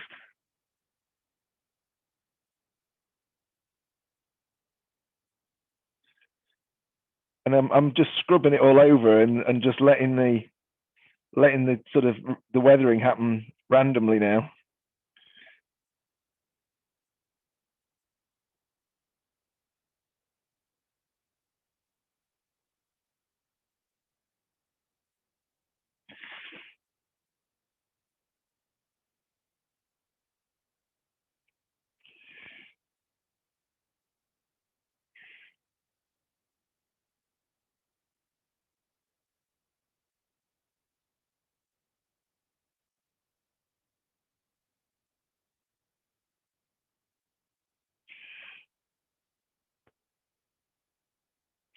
More down there, I think.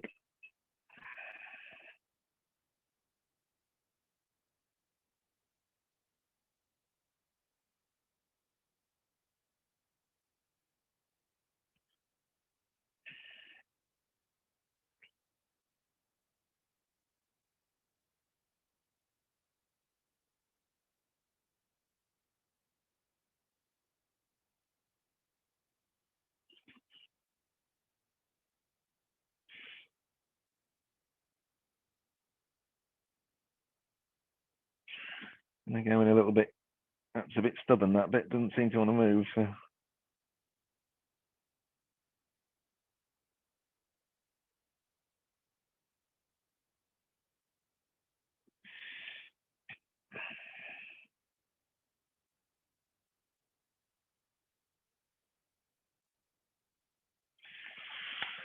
Right. So we've got a fairly rusty old cylinder. I might carry on actually and do a little bit around the bottom, because it wouldn't be pristine underneath. It would, I think it would have various little spots. Well, yeah, some of the water will run round and rust it. Yeah. Not as bad as on top. We're exposed to the sun and the wind and the rain. It's a bit salted underneath.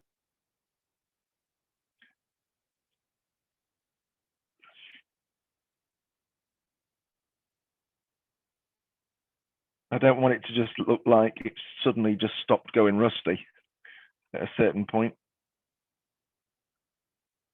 Try and get a big bit there. No, that would look wrong. Anyway, take Yeah. own advice and go back and look at your pictures again. Yeah, I will in a minute.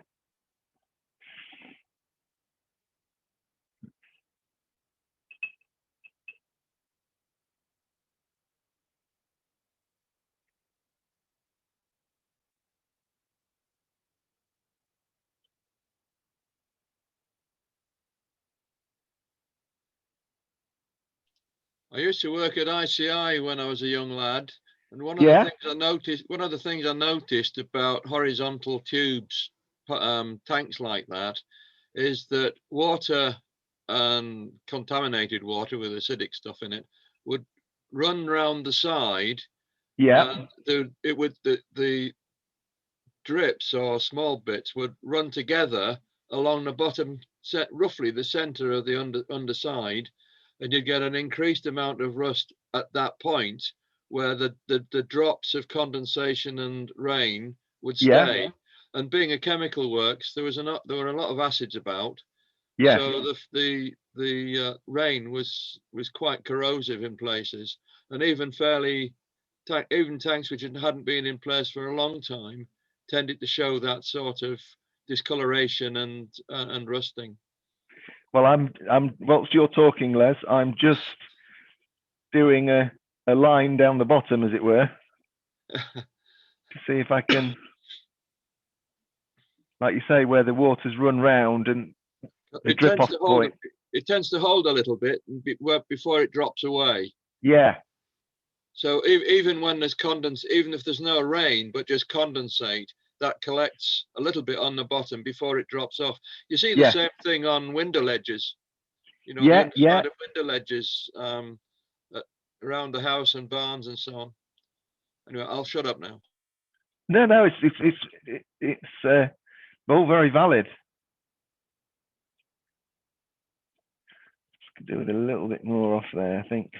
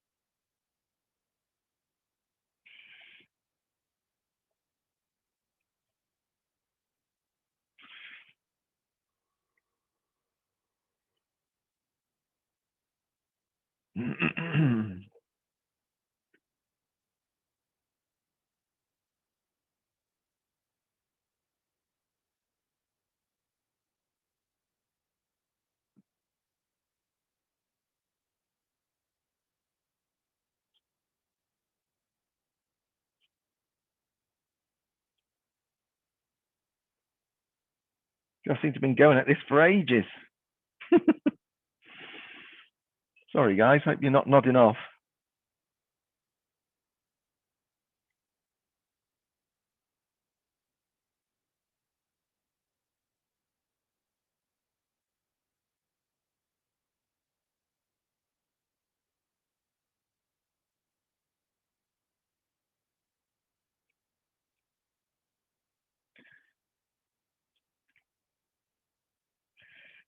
That'll do, I think.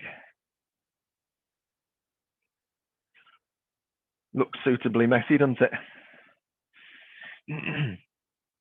Just do a few little spots on here, I think.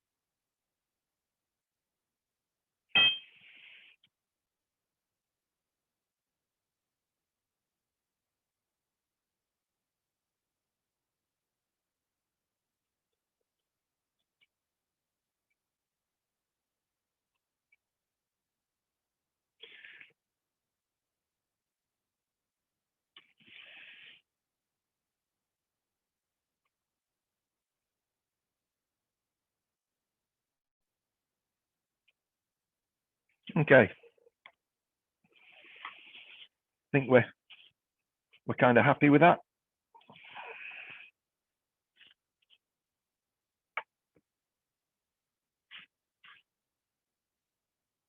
I'm just wiping it sort of around the cylinder because where the paint's dissolved, and I'm streaking it across the red, it all adds to the effect. I think that's all dry on that end. Right. I won't do the other one because we'll be here all day.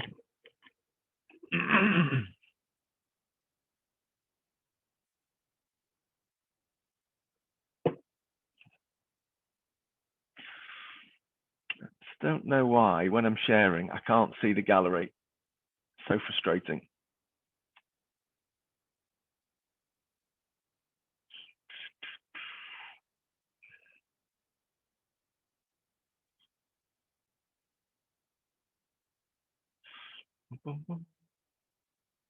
I'll just stop my share for a minute. Everybody okay with that then so far? It's really how you do it. There's not a lot more to it than that. So it doesn't look too bad. I think what I'd do now is I want to kind of just get a mucky kind of natural wash across it. So to tone the grey down so the grey isn't quite so uniform.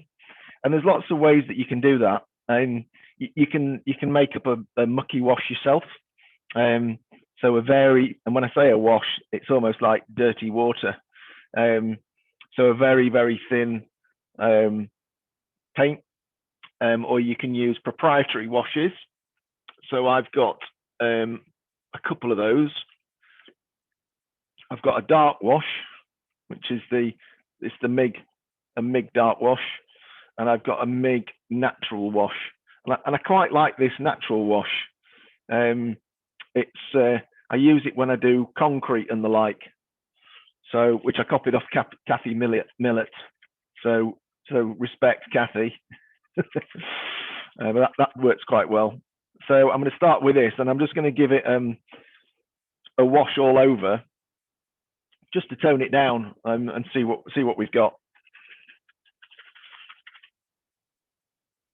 because it looks a bit bright to me at the minute. These things have quite a sediment on them, so give them a really, really good shake.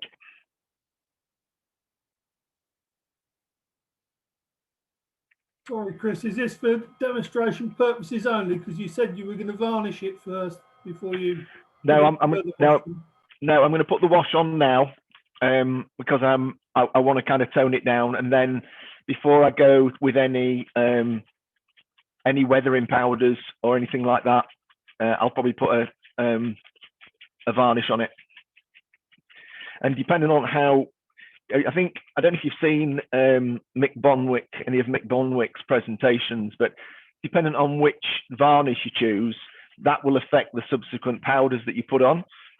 Because if you use a gloss varnish, which is very flat, the powders don't stick to it very well. Conversely, if you use a matte, which microscopically is really bumpy, then the powders stick really well. And then if you go for a satin, which is somewhere in the middle, then you get like a halfway house kind of thing. So when you're thinking about applying weathering powders, depending on how severely you want to make it look weathered, then think about what surface you're actually putting it on. But let me just go and grab a brush. Where is it? Wash brush. That's not it.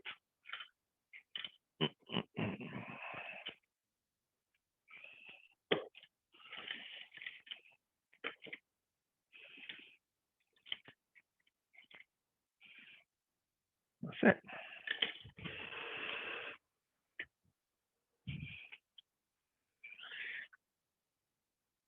So this is an enamel wash. Okay, so what you can do with it is you can put it down, let it dry, and then if you want to move it around a little bit, you can come back with a bit of thinners and just sort of move it about to get the effect that you want. So if you were weathering, let's say, a loco with some detail, and you want, obviously the muck tends to get stuck in the corners and the like. So if it hasn't quite got the effect you want, you can come back and you can sort of stipple it down with a little bit of thickness and reactivate it, which is quite useful. But we'll just stick some of this on. So it's quite a brown, gloopy, horrible. Let's put me on the other camera.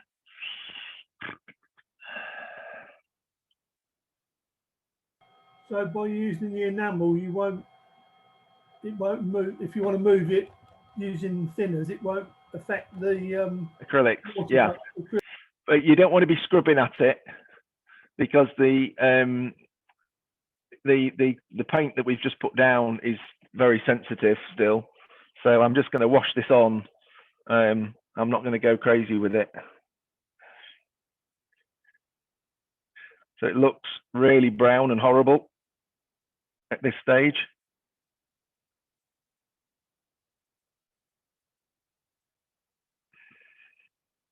But when it dries, it will dry lighter. Could do with a bigger brush, but this is the biggest. Have I got a bigger one? Let me just have a look.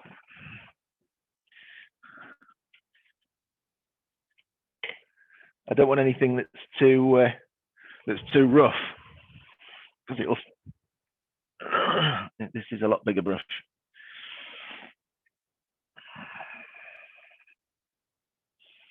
Could you apply it with a bit of sponge, Chris? You could, yeah, if you wanted to. I mean, that's another technique that we could look at. You know, for chipping, we could use a little bit of sponge. Nearly put that in the water. That would have done it a lot of good, wouldn't it? It's enamel based.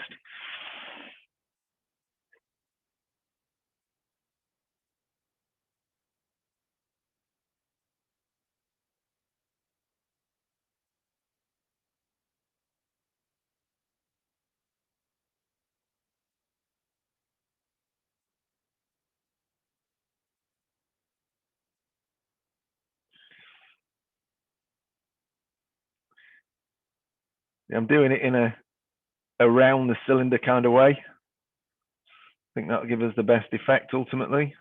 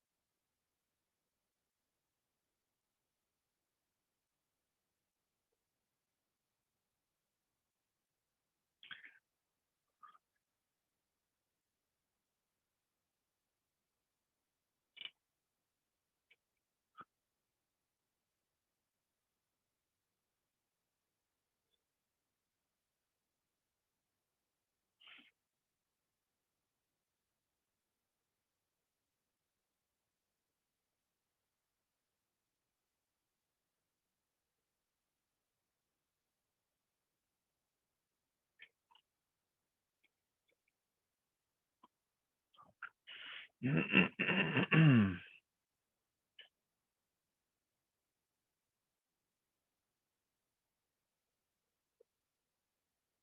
of a tricky thing to hold this.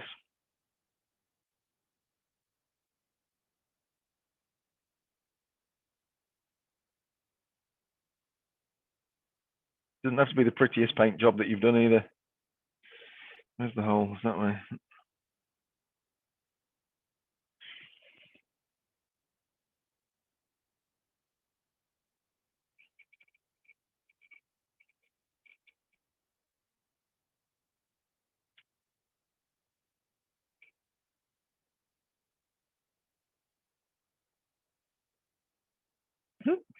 Right.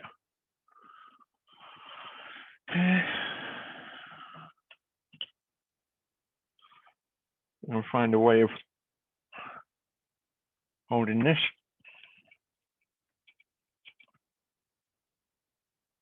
Lovely jubbly.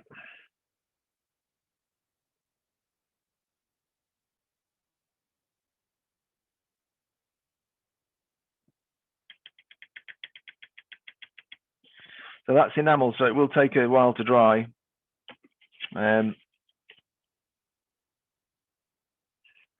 Just give the I'm mid brush. assuming if you wanted a lighter effect, Chris, you could thin it down with some thinners. Yeah, well, what I'll do is what they do is MIG also do this, which is a wash thinner. To be honest with you, I don't think it's anything more than white spirit. But what I'll do then is I'll come back with a wet brush using this, and I'll redistribute that some of that wash that I've put on, so it'll thin it out even more, so that you know, I don't want any brush marks or anything like that in it. So we'll have a play around with that in a minute. What am I doing? I'm going to try and clean my brush. What am I cleaning that with? I'll do it with a bit of this.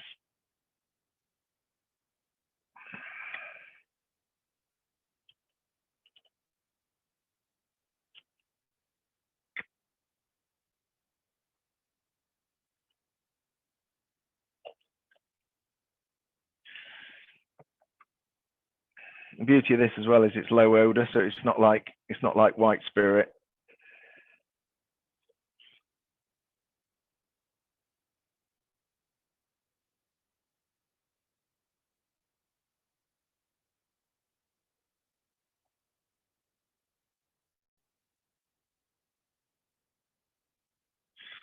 Leave for that one.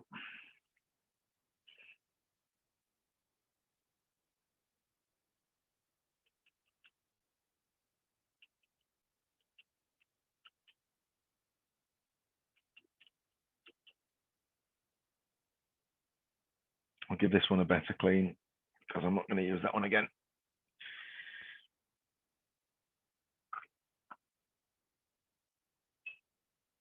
This is quite good stuff for your brushes. I don't know if you've ever used any of this, but it's like a brush cleaner and preserver. It's like a soap.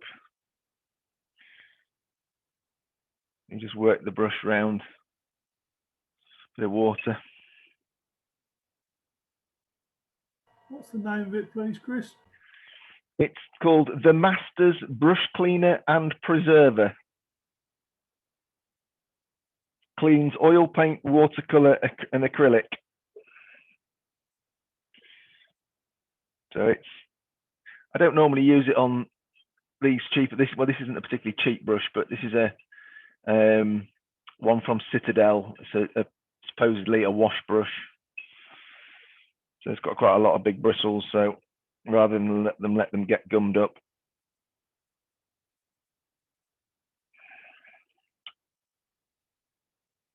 let's get all the rubbish out of it.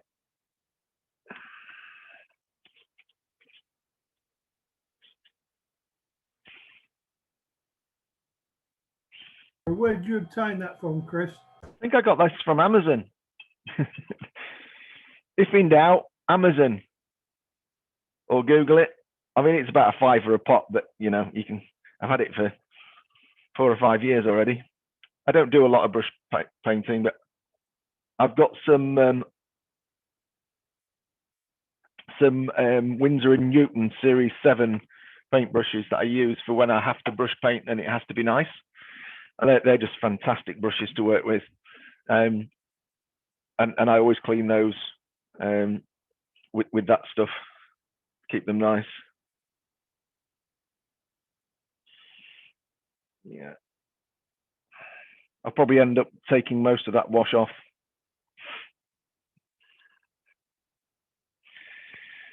In the meantime, let's see if this one wants to play with us.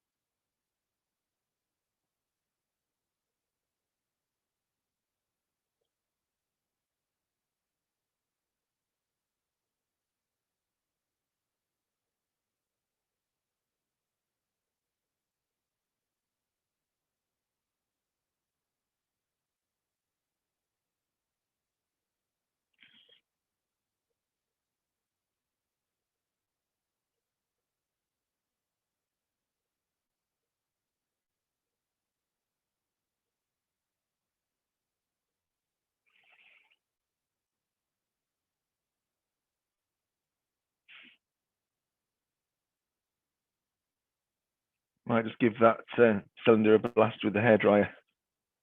See if we can encourage it to dry up a little bit quicker.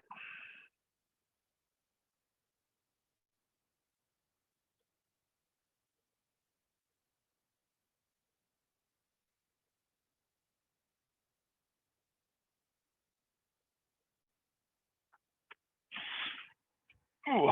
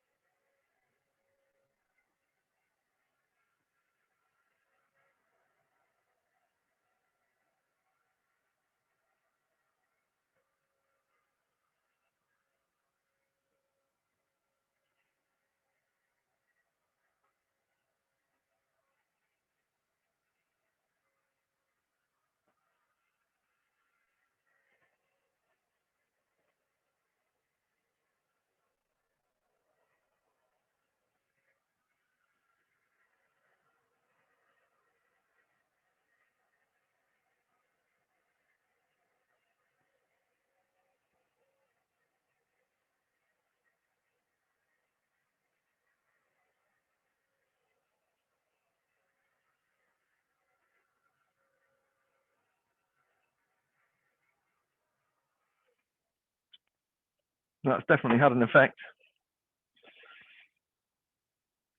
So you can see now it's got brush marks and all sorts in it. So we'll need to go in and loosen all of that up again and wash it back. Should remove quite a bit of the wash. We should leave us with the effect we're looking for. This is loosened up very nicely.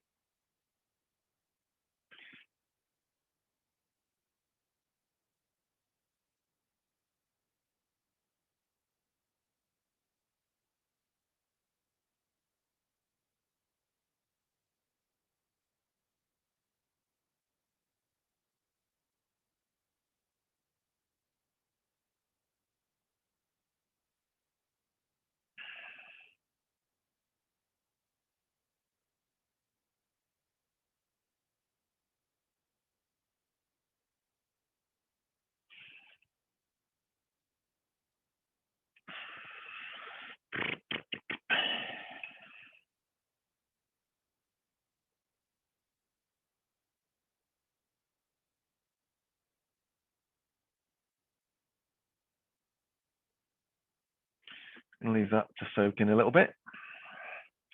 We'll have a go at this.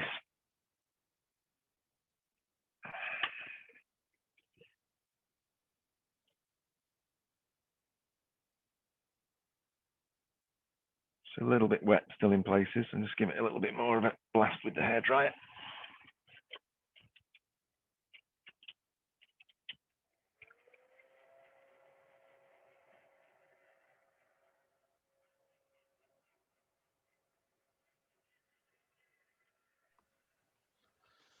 Right, Chris, I've got to shoot off now. I'll catch you next time, all right? No worries, Cole. You get well soon, all right? Yeah, we'll catch up soon. You need to get well, get back to work, start paying your taxes so that you can keep me to the way I've become accustomed. All right, mate? I will do. I'm back to work, I think, on the 24th at the moment. So, okay. Yeah, all been well. Cheers, mate. See you later. Cheers. Ta-ra.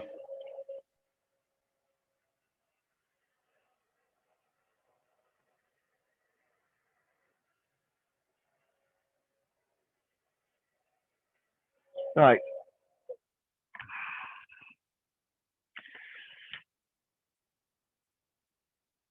So it's looking suitably grimy, but it's probably a little bit too grimy for what I want.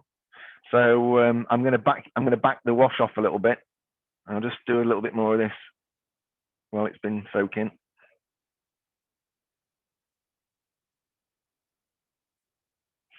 Going with a bit of an all-round effect on this one. Bit rougher at the bottom, as Les says, where all the condensation and everything gathers.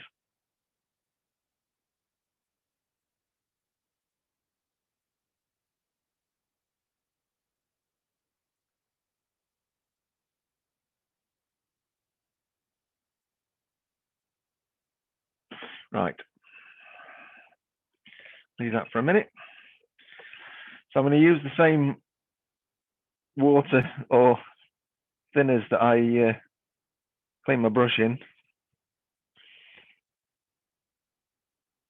And start to wash some of this off a little bit. See how it reactivates very quickly, and then I can start to just stub it down to wherever I want the muck to be. I can do it without you having my fingers in the way.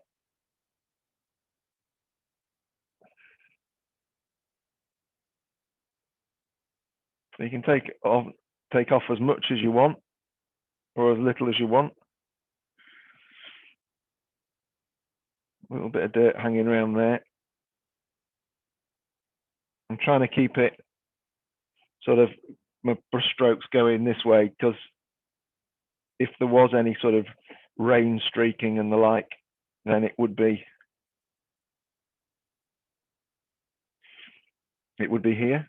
So now you can see it's looking a lot more subtle. Yeah, where I've taken a lot of the seriously mucky bits off. And I'm going to do the same around the rest of the cylinder. I just want to leave a mark, but nothing too obvious, if that's the right word.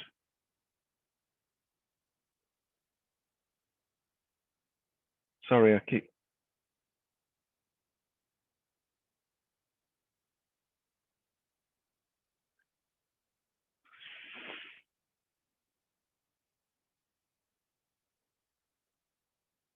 So as the brush loads up with the wash, that as I'm washing it round, I'm just wiping it off on the.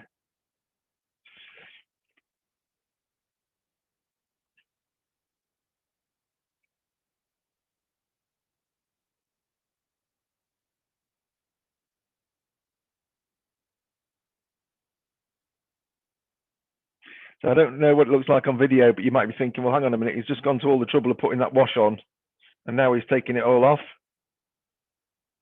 It's still there, but it's now very, very subtle.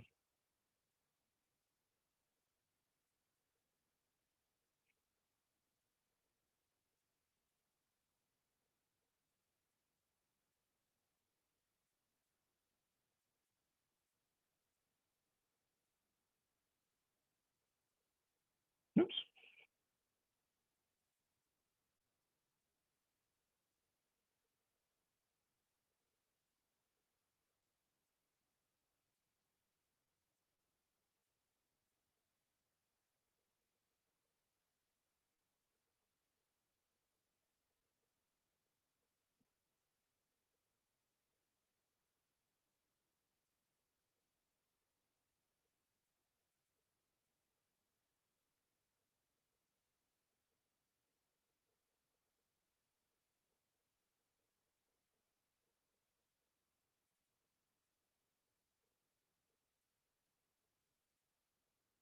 Can't get that end the way I want it to look.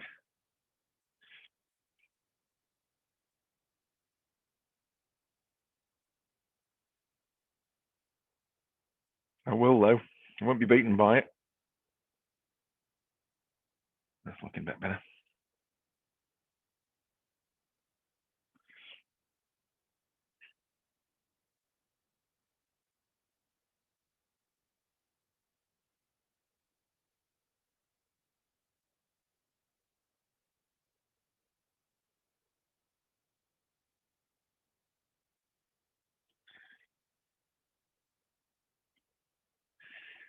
So this will probably be the last of the weathering I do on this now until it's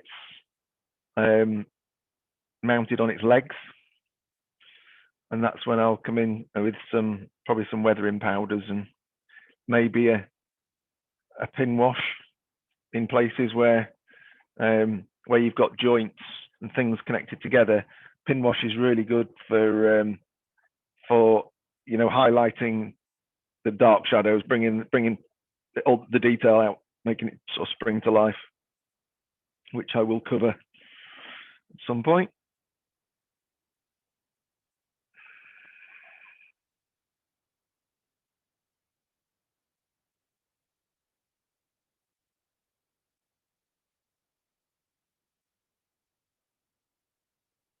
Can you see now how, I've not taken all the wash off, but in certain places, there's some of that grey browny colour remains. And it's now beginning to look a lot more subtle, and the grey doesn't look anything like as lively as it did, which is what the effect that we wanted, really. We can tell it was grey at one time, but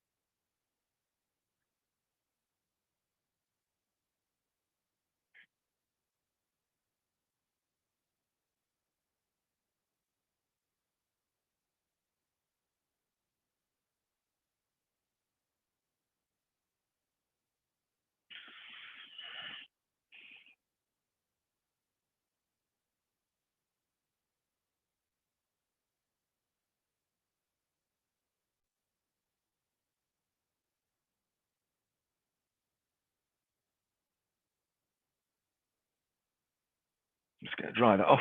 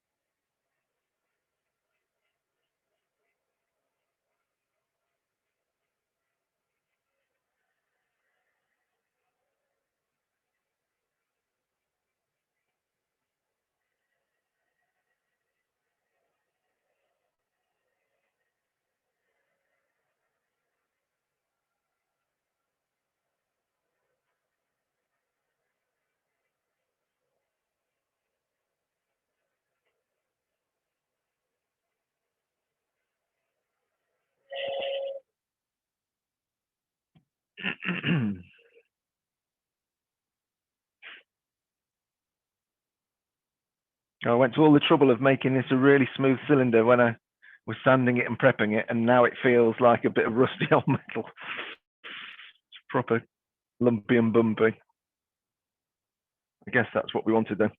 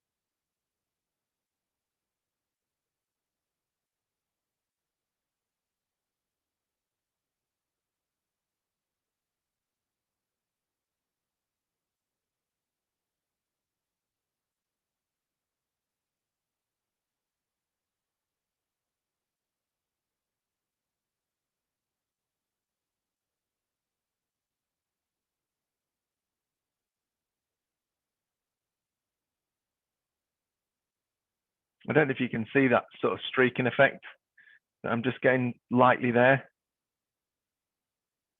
So that's quite pleasing.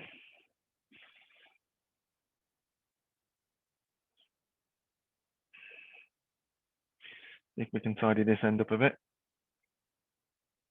Where's the hole? There it is.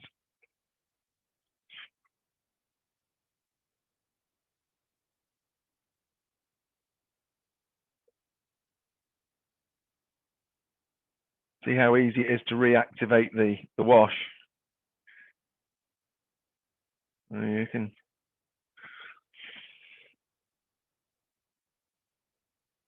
just trying to make sure I've got the streaks, if any, going in the right direction.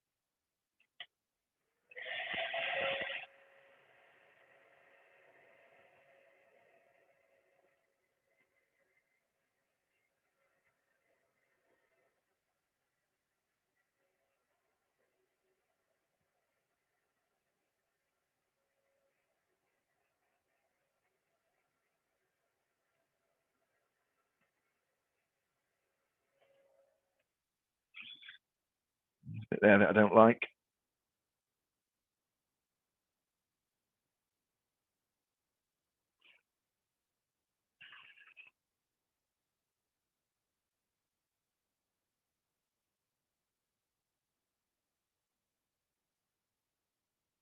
Looks more like a puddle than just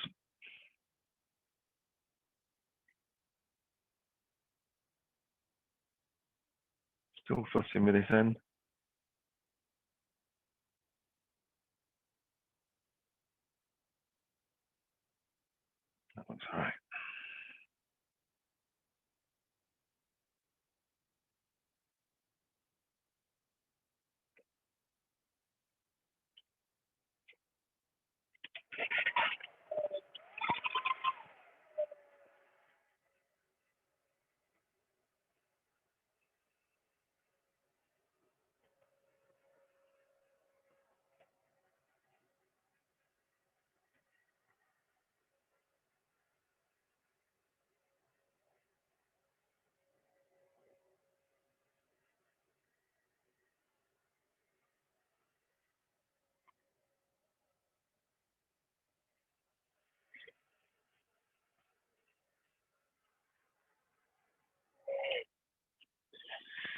Right then.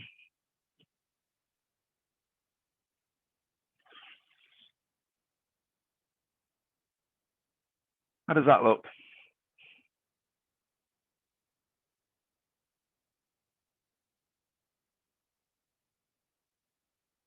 Yeah, A look all right. rusty old tank. It does, doesn't it? Yeah, and it feels rusty as well. The actual texture, you can feel the texture on it where the paint has lifted off and it's left the other paint, so you can actually feel it. And you can see how now the wash that I put on, I've really knocked it back so that it doesn't. It looks mucky, but it doesn't look like it's got wash all over it like it originally did. And then I've streaked the wash a little bit down the ends. That's probably the best view, yeah, so that you can just see where some of the water's been coming down. And like I say, I probably won't do anything with that now until I've got it mounted on its legs, because the legs will need weathering. And then I think there's various other there's a gantry and everything that needs to go over the top. So I'll probably wait now before I apply any weathering powders. But weathering powders would be my next course of action with this, and I'd probably darken it down a bit. I'll just grab my weathering powders. I don't know what I've actually got. I've got a couple here. These are quite good. These MIG pigments, Russian Earth. That's like a quite a dark brown. These are little MIG pigments. And this one's concrete. No guesses for what I use that for. So they're quite useful. And then I've got my other washes, powders. Let me just grab them.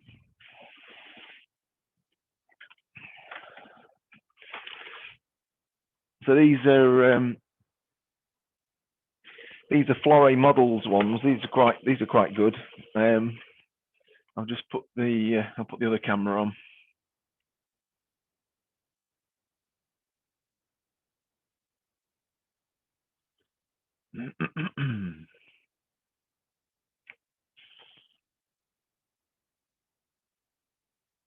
So these are Flore wash. I keep saying washes, and when I don't mean washes, I mean weathering powders.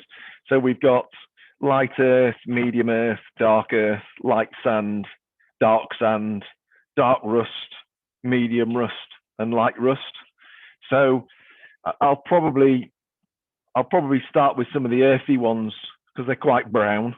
Maybe even mix them up with a bit of the rust because I still want to brown it down a bit. I will put a coat of varnish on it to lock it all in before I start with the weathering powders, and then if I don't like it, I can, or if I overdo it, I can stick it under the tap and all the weathering powders will come off. Whoop. That was close. Nearly washed everything over. Yeah, any questions then on that? Yes, Chris. Fire away, Paul. A lot of these modern tanks have these sort of gridded walkways on top, Yeah. But how would you get the weathering where it drips down onto the top of the tank that's underneath the gridding? Well, that's something that I'll need to do a little bit more sort of delicately when I've got the gridding on. So, and I don't know where the gridding goes. So I'll probably do that with oils. Or you could use another wash. You could use a pin wash and just drag it down where the weather, as I say, has come off the stanchions. And you could probably do that with a small pin wash. But I'll cover that because when we get to that stage, I want to show you how you can use oils. I mean, they're a pain in the backside because they take forever to dry, but the effect you can get with them is superb. I don't know if I've shown you it's a Spitfire or a Hurricane that I did, which was famous for leaking fluid, and then it would all blow back underneath the body. And it was a yellowy, orangey kind of fluid. I don't know what it was, but I've done all of that with oil. So I'll go and fetch that in a minute and I'll show you so you can see what effect you can get. But the beauty of using oils is you can work with them and work with them and work with them. You've got forever. There's no rush. You just have to be patient when you want them to dry. But for things like these little bits on the end, you know, where on that picture there was like a dot of rust, and then that's you got that little trail of rust kind of fluid, I guess, water mixed with rust has run down. That's where doing it with oils, you can put a tiny little top of oil, the right color oil paint in the middle, and then you can just drag it down and you get a lovely kind of tapered effect. I'll show you how to do that. Any more questions? Well, yes, I'm thinking more of in terms of where you got the gridded walkway above, Yeah. but where it drips down actually onto the tank below. Yeah, absolutely. Yeah, I know what you mean. So That's kind of less of a blanket approach. So we've taken a bit of a blanket approach with this. Now we're going to be, when we've built the structure, then we can start weathering the little pieces, the detail weathering, if you like. So a good example would be like on a diesel loco where the oil fillers are and the diesel fillers. You can work specifically in that spot and just apply weathering that's relative to that particular spot, which is what I'll do with the walkways and stuff. Does that make sense, Paul? You okay with that? Yeah, but it's more actually being able to get into the tank through the grid work. That's what. Well, you can't get through the grid work because it's solid. Okay, so I'm going to have to live with, if you like, what we've done so far as part of the overall weathering is concerned. I'll get it on its legs and I'll have a look and see whether I think I need to get some weathering powders in there before I fix these on. But then I don't even know how they fix on, but I guess they kind of go across the top, something like that, do they? I think they probably do. I'll have to have a look at the instructions. And double tank. Yeah. Yeah. So it would go crosswise. No. Yeah, it's like a T-piece. I've got the instructions. Hang on. Here we go. Yeah, they go across the top like that. Yeah. So you'd get marks on the cylinder here, wouldn't you, where water was dripped off. So I'll do those with oils. But you'll just have to wait for that. No, it's just, not this particular kit, but others where you get, certainly on like some of the oil tankers you get, where they've got this sort of metal grid pattern where, it's such a fine grid you couldn't get through it. Yeah. You'd have to sort of, I'm assuming you'd put the grid temporary in place to see where it's going to mark, then take the grid off, paint the tank. You could, yeah. I mean, it's this mesh on this model is solid, so you don't have much of an option. It's really horses for courses how far you want to go, but yeah, you could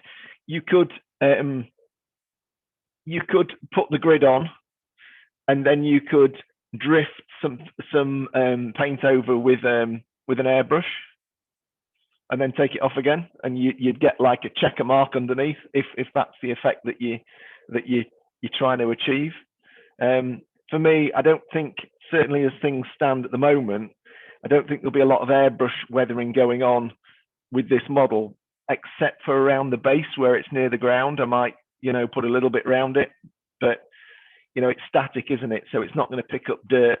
So washes are probably more appropriate for this kind of model.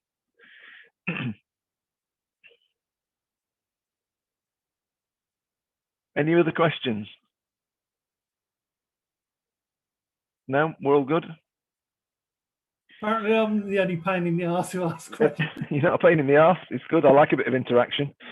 One of the things I was going to experiment with, which I might do now because we've got 10-15 minutes left, is let me put the other camera back on, and I'll just show you this. I don't quite know how this will work.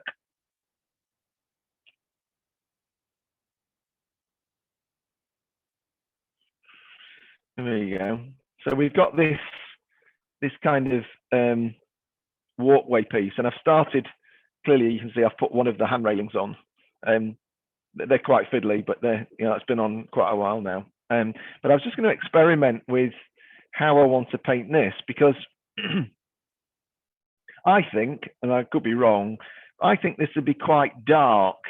This it'd be like an iron kind of walkway meshing, and I think it'd be quite dark. But I also think it would be polished to some extent down the middle where you walk on it. Does anybody disagree with that? Do you think I'm way off the mark? Chris, I think if it was outside, Yeah. it wouldn't be polished, it would be rusty. So if you imagine it being a black grid, Yeah. and then the top edges of the mesh would actually go rusty. Because because unless you're getting a lot of people walking on it, it won't actually go shiny. That's a fair point. Yeah. Yeah. But I know what you mean. We used to have the effect on checker plate flooring at work. Yeah.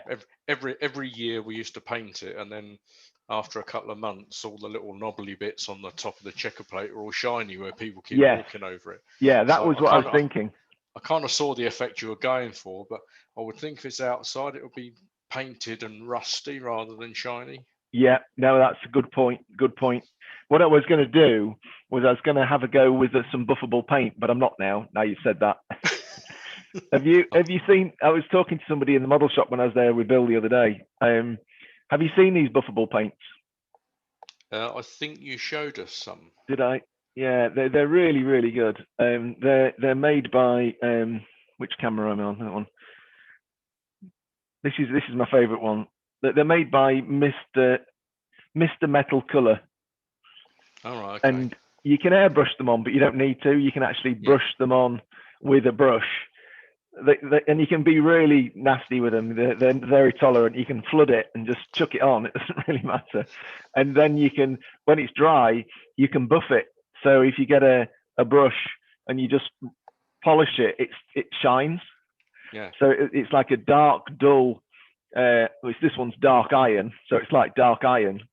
So I painted the engine on the Typhoon with it, and then you get your little brush in or a cotton bud or something like that, and you can polish it up almost to the point where it's like chrome. So if you were doing a model of a hot rod or something, you could actually make various bits of it look chromed using that.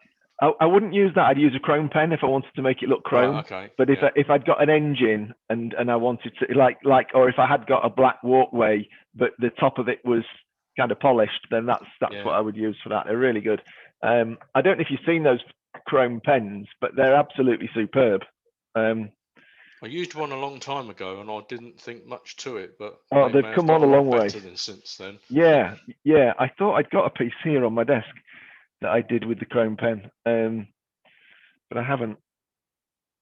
Another thing I was thinking, looking at your tank, is if you're doing something modern image, such as today, the tank would be condemned. It would, because your fuel license, they'd go, no, wait, not like that. No, this wouldn't be appropriate for today, but I don't quite know what I'm doing, to be honest.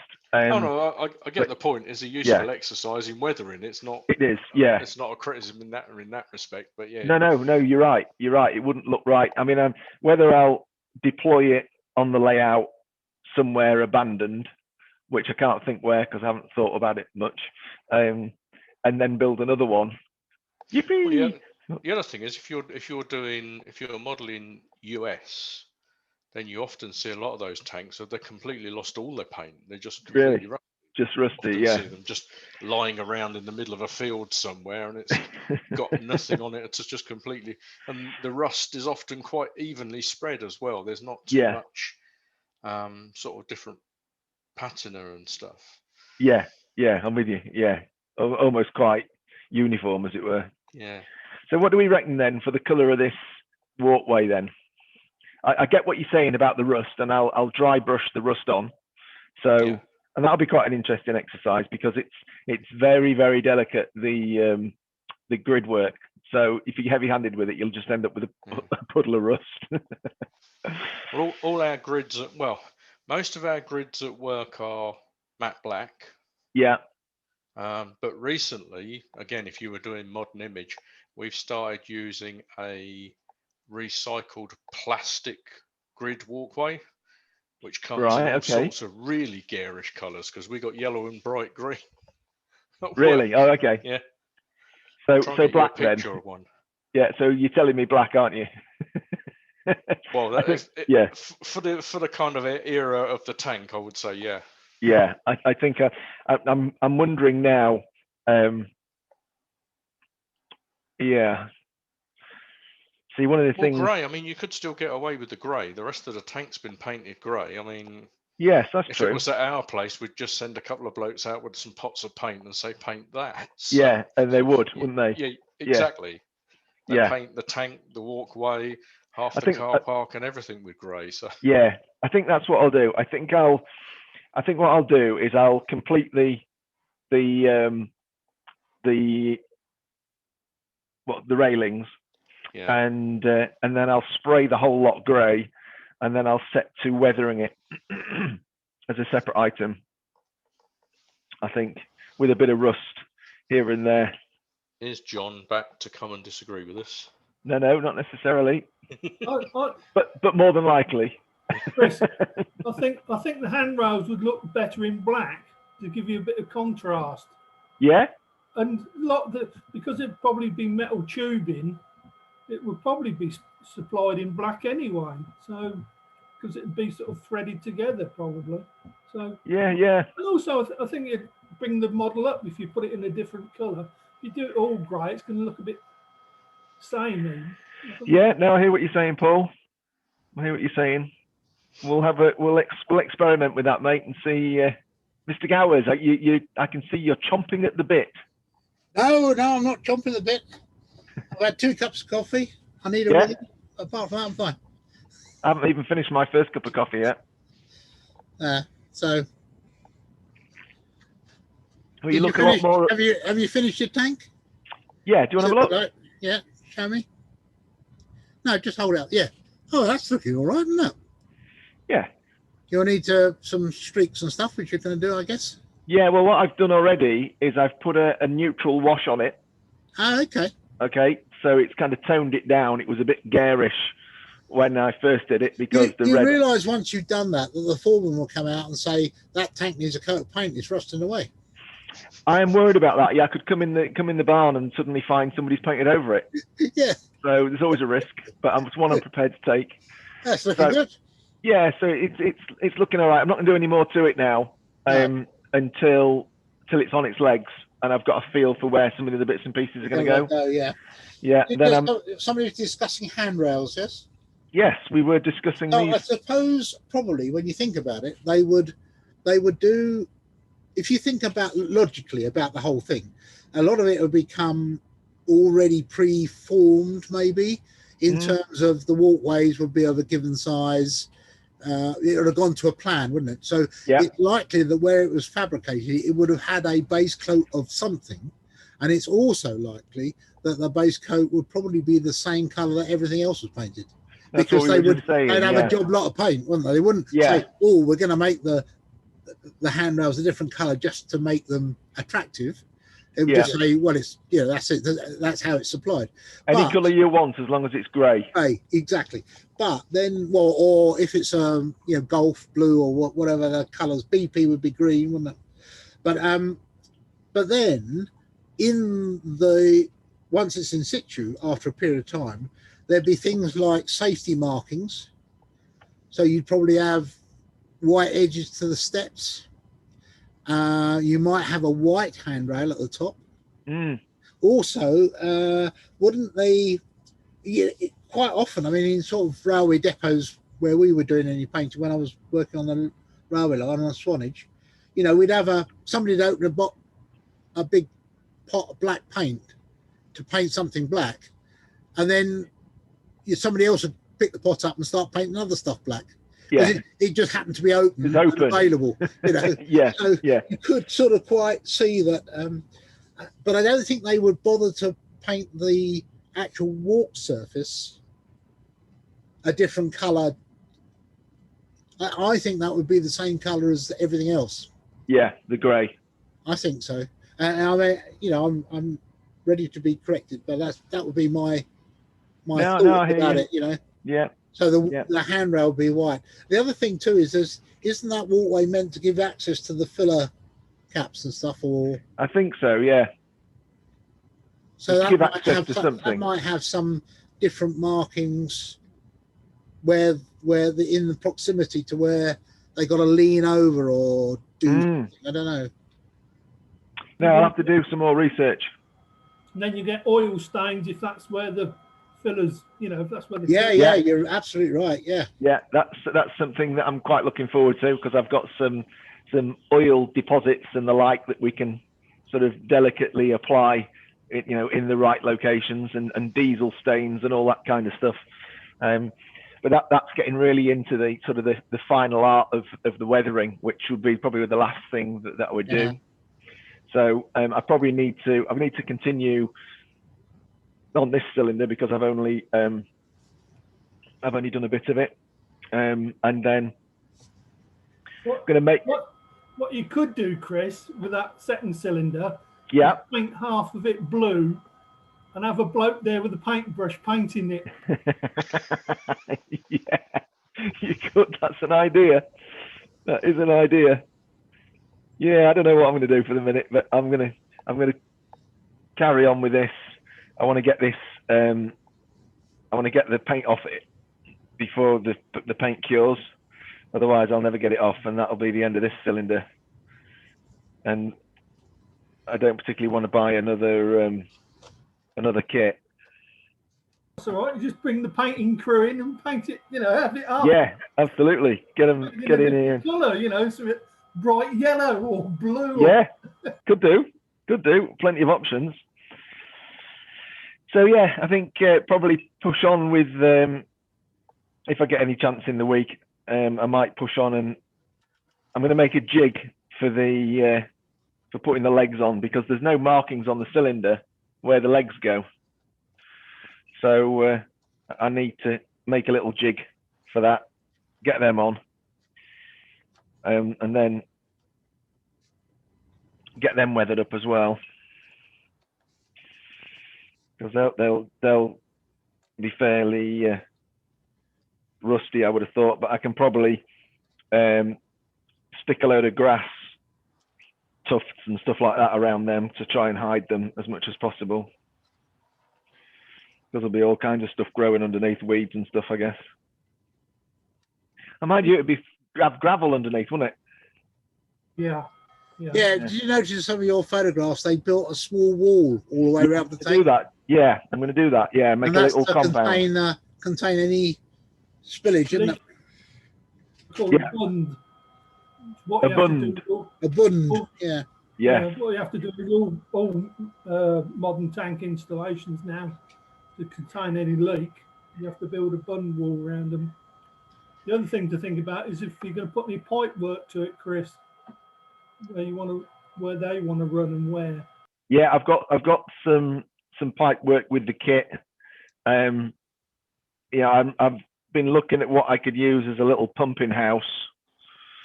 I didn't know whether the Scale Scenes coal office would be too small for something like that.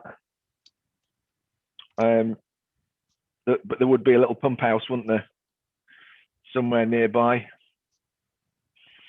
I don't know. Do they? Oh, yeah, I suppose there must be, actually. Yeah, the pictures seem to have them on, John. So how does the oil tankers get there when the tankers roll out? If it's a road tanker, it has its own pump, doesn't it? Yeah. Does it not? No. So how do they fill up petrol stations then with petrol out there? They put all the outlets are on the bottom of the tank. Gravity. They connect a big hose up that they connect into the tank underground, and then they open the tap. And you have to prove there's space in the underground tank before they'll open that tap. Because so it's just they open the tap, they can't close it because of the weight of the fluid coming out of it. Oh right. I know that because I used to have to do fuel drops years ago. Oh right. So you know all about it. So, but on the railway that would be slightly different, presumably, because they wouldn't necessarily be able to do it. Well, the tank that they're loading would be higher than the tank that they're emptying. Yes, they would have fuel pumps, on something like the railway, because you're going to have to pump it out of a tank into the storage tank, because the storage tank may well be higher than the railway And would that wagon that's got the fuel pump in be it. on the truck itself, or would that be on the? That would normally be a pump house at wherever the storage tank is. Yeah. So that's what I need a little building for. Yeah, it would still drain out the bottom of the railway wagon into the pump house, and then that would pump it up into the storage tank. You could use the Scale Scenes coal office. That's Funny, just what I was we were all thinking. just talking about that. Did you zone out for a moment there, John? Perhaps I wasn't listening, maybe. Do you think this coal office would be big enough? I would have thought so. The Yeah, pump doesn't take up much room, does it? It doesn't take up. I'll get a picture of our pump house at work. Oh, that'd be useful. It's a tiny little building. Is it? I can see over the top of it. That's how small it is. Oh, right. I'll use the coal office then. Yeah, And that would work a treat. Just need to build some walls around it. Build some walls and a bund. Just need to build the bund. The only thing you'd probably have to do is modify the chimney bit, and perhaps make that the point where you would input the pipe work. The coal office has a chimney, and your pump house wouldn't have a chimney because it wouldn't be allowed to have a fire. Wouldn't be allowed to have a fire. No. Come on, take a risk, man. Yeah, doing it without the chimney would be no great drama. Yeah, might do that.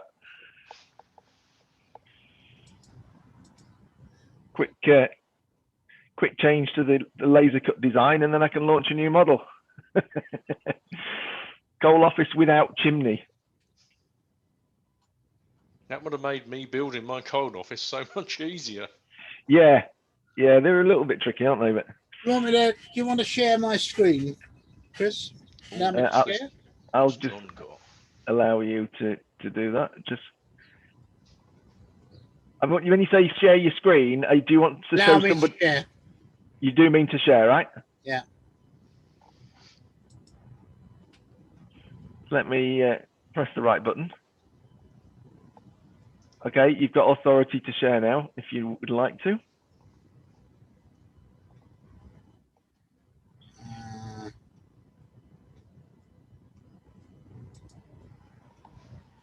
No, that doesn't work. Yeah. We can see your desktop now. Yeah. That's not the one I need, though. How do I get my photograph? I've shared the wrong one, haven't I? I don't know, John. I think I've shared the wrong one.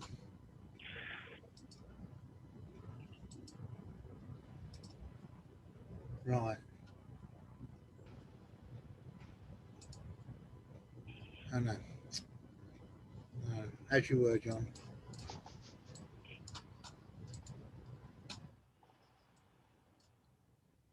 Sorry about this.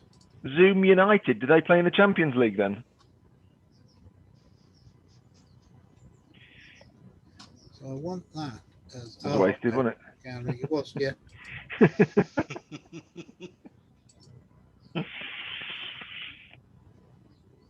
How do I get my video to go onto the other screen? What? Sorry, which video are you talking about, John? I've got a handheld camera. Yeah. Is that what you want to share with us? Yes. Okay, so yeah. Well, you are sharing it already with us. We can see your handheld camera because we can see you showing us that box with the green bays in it. Yes, but it's not on the big picture, though, is it? Right. Okay. So let me just. Or do I pin that to?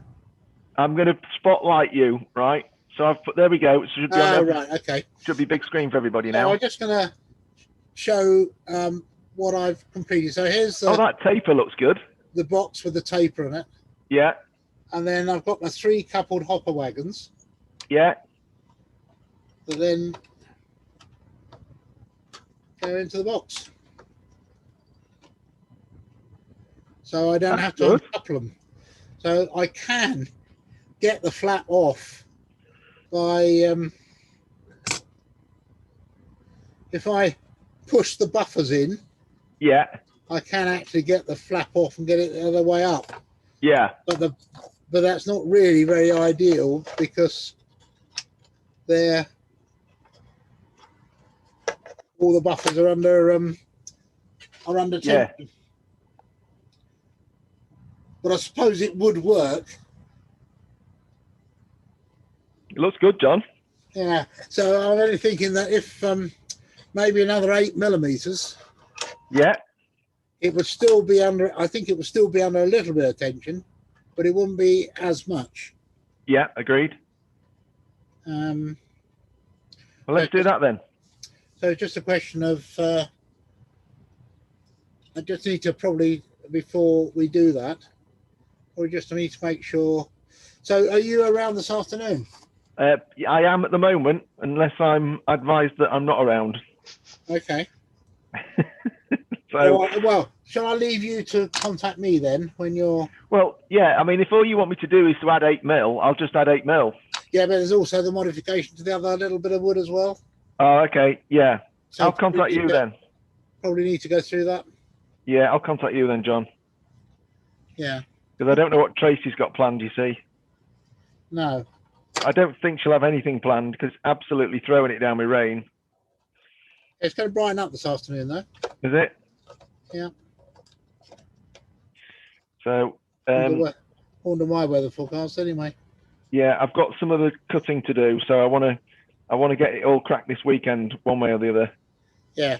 Because they take quite a long time to cut those plywood things. Yeah. Because you can't go very fast or as fast with ply because it. I showed my local Merg group on Wednesday this week. Somebody came up with the idea that these handles would be better a bit lower, so that they weren't actually the holes were enclosed with the plywood. Yeah. But and you know that's a fair point. Clearly, with hoppers, I've got plenty of clearance, but with coaches, I don't have so much. It also means that when you stack something on top of it, you haven't got a flat surface anymore. Yeah. A ridge surface. But I think the fact that we've used these 4mm squares, I think with glue, that's probably pretty secure. No, they won't come out. No. So I think it's better left as is. No, I would agree, and also it'd make it a lot harder fitting the felt and all that kind of stuff. Yeah. So I mean, you could make them blind holes, but I can't see the point, to be honest. No. They won't come out. No. Not as long as you've glued them in, it won't come out. I mean, it's pretty tight anyway, isn't it? Yeah. Why don't you, with that, if you're worried about the strength, just do a mock-up of some scrap pieces or cut down laser cut version, glue them up and do some pull tests. Yeah, and try to destroy it. Yeah. I'll let you do that, John. I don't think I need to. I mean, from what I felt with this, these are not weak in any way. No. I mean, what I've done, not only have I glued them normally, as you would normally glue them, but after they'd gone off for the initial, I then ran diluted PVA across the joins as well. Yeah.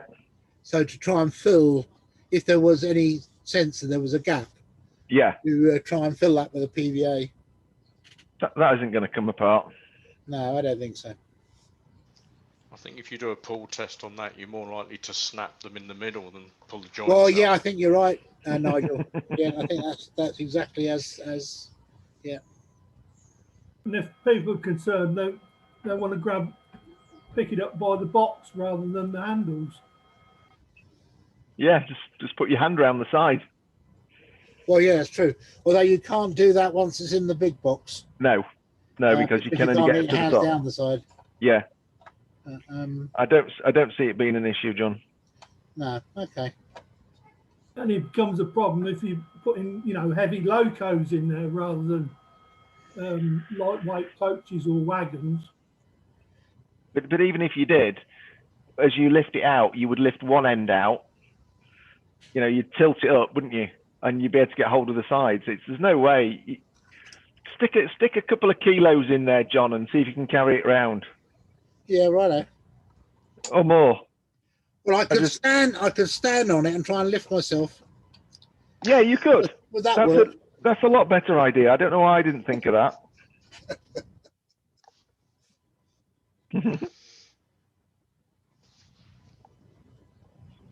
This is proving to be quite a rusty cylinder, this one. Oh, you can't see me now, can you? Because I'm not spotlighted anymore. No, you spotlighted me. Let me just take that off then. Which I had to say was probably a bit of a mistake. Right, cancel the spotlight video. Boom, there you go. What are these designed to fit inside? Is it one of these carry boxes or?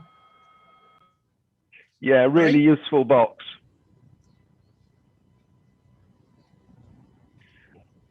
Paul was asking what they fit in, John. Oh yeah, really useful box.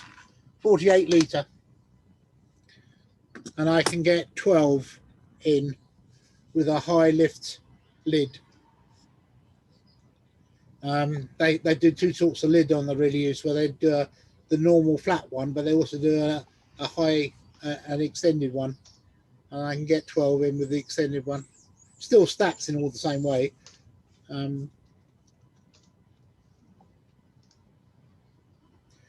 What I didn't want, you see, I didn't want to make them. I wanted something robust. But this has all come out of the fact that I've got no O gauge track at home. I've only got the clubhouse where I run this, and what I've got a load of aluminium cases, and the trucks are all packed in the aluminium cases individually in tissue. But it takes about an hour to take them out of the boxes and put them on the track, plus the fact you're also handling it, and all the weathering I handle them usually with white gloves, but even so, the weathering tends to come off because it's got powder weathering on it. And then you've got to hook them up. That's another one. That takes another half an hour, just hooking all the three link couplings together. So I was trying to look for a method. It's black and white to go home. Yeah, that's right. So I was trying to look for a method where I could actually just have them already hooked up. Clearly not a complete rake, but so in this case, 3 hoppers, and just run them out as a set onto the track directly, and have the box as just purely a way of lifting each set from the track to a larger box that I can then load up in the car. So the other question is, once I've got all 12 in the box, will I be able to lift the really useful box? That's another issue that I don't know the answer to yet until I do it. But that's why we've gone for fairly thin plywood. This is 4mm ply. So to try and keep the weight down. And it's come out very well. Really good, you know, it protects the wagons, it reduces your handling to a minimum. Yeah. No, I think it's a really good idea. All credit to John, all I did was cut it.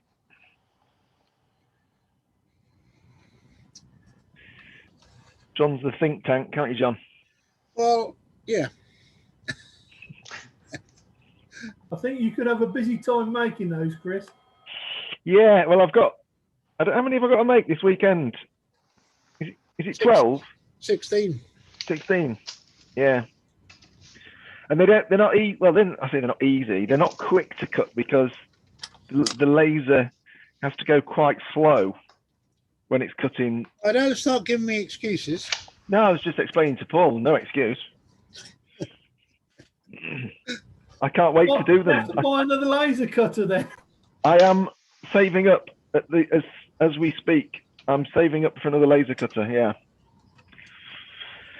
So, and that'll be good because that'll double my production then, which would be quite handy.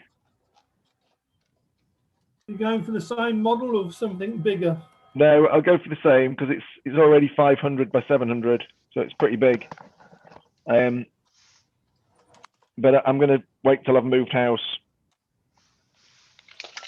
and hopefully got my new workshop built, so I've got somewhere to put it.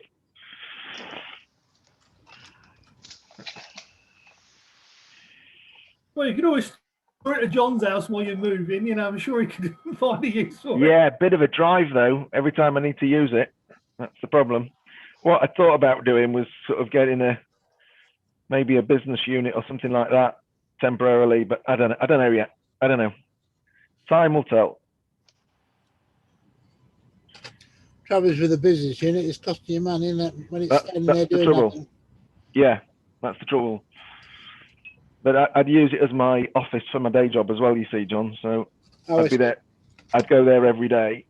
And then when I'm sitting in my office doing my day job, I can also be, let's say, monitoring what's happening with the, with the laser cutter.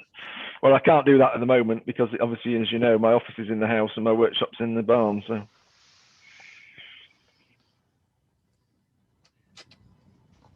Couldn't you mount a remote camera in the workshop so you can monitor it from your computer? You could, yeah, but by the time you realise it's on fire, you run downstairs, you run into the barn, you haven't got a laser cutter left. Once it's the risk of fire that's the biggest problem. So yeah, you could monitor it, you could watch it glowing nicely. I don't like leaving it. I mean, I do sometimes leave it, depending on what I'm doing. If one of the slowest things to do is to write on things. So, like when I'm doing the card kits, the first thing the laser does is the writing before it does any cutting, and the laser's going extremely fast, but there's a lot of moves because of the shape of all the letters and everything that it's doing. So it takes quite a bit of time. So I sometimes will actually leave the room, but not for more than a couple of minutes. Because if I get a fire, then yeah, that wouldn't be very good at all. Could you not get some sort of heat sensor and wire it into emergency stop? You could, but it's not the machine that would be on fire. It would be the product. So you can switch the laser off, but if the material that you're cutting is on fire, then I'm afraid it's still going to keep going. It wouldn't. The laser itself wouldn't catch fire. It's whatever you're cutting. You get a lot of smoke and a lot of flames. I mean, when you cut in acrylic, you get a lot of flames, but you've got air blowing all the time to blow the flames out. So yeah, just need to keep an eye on it.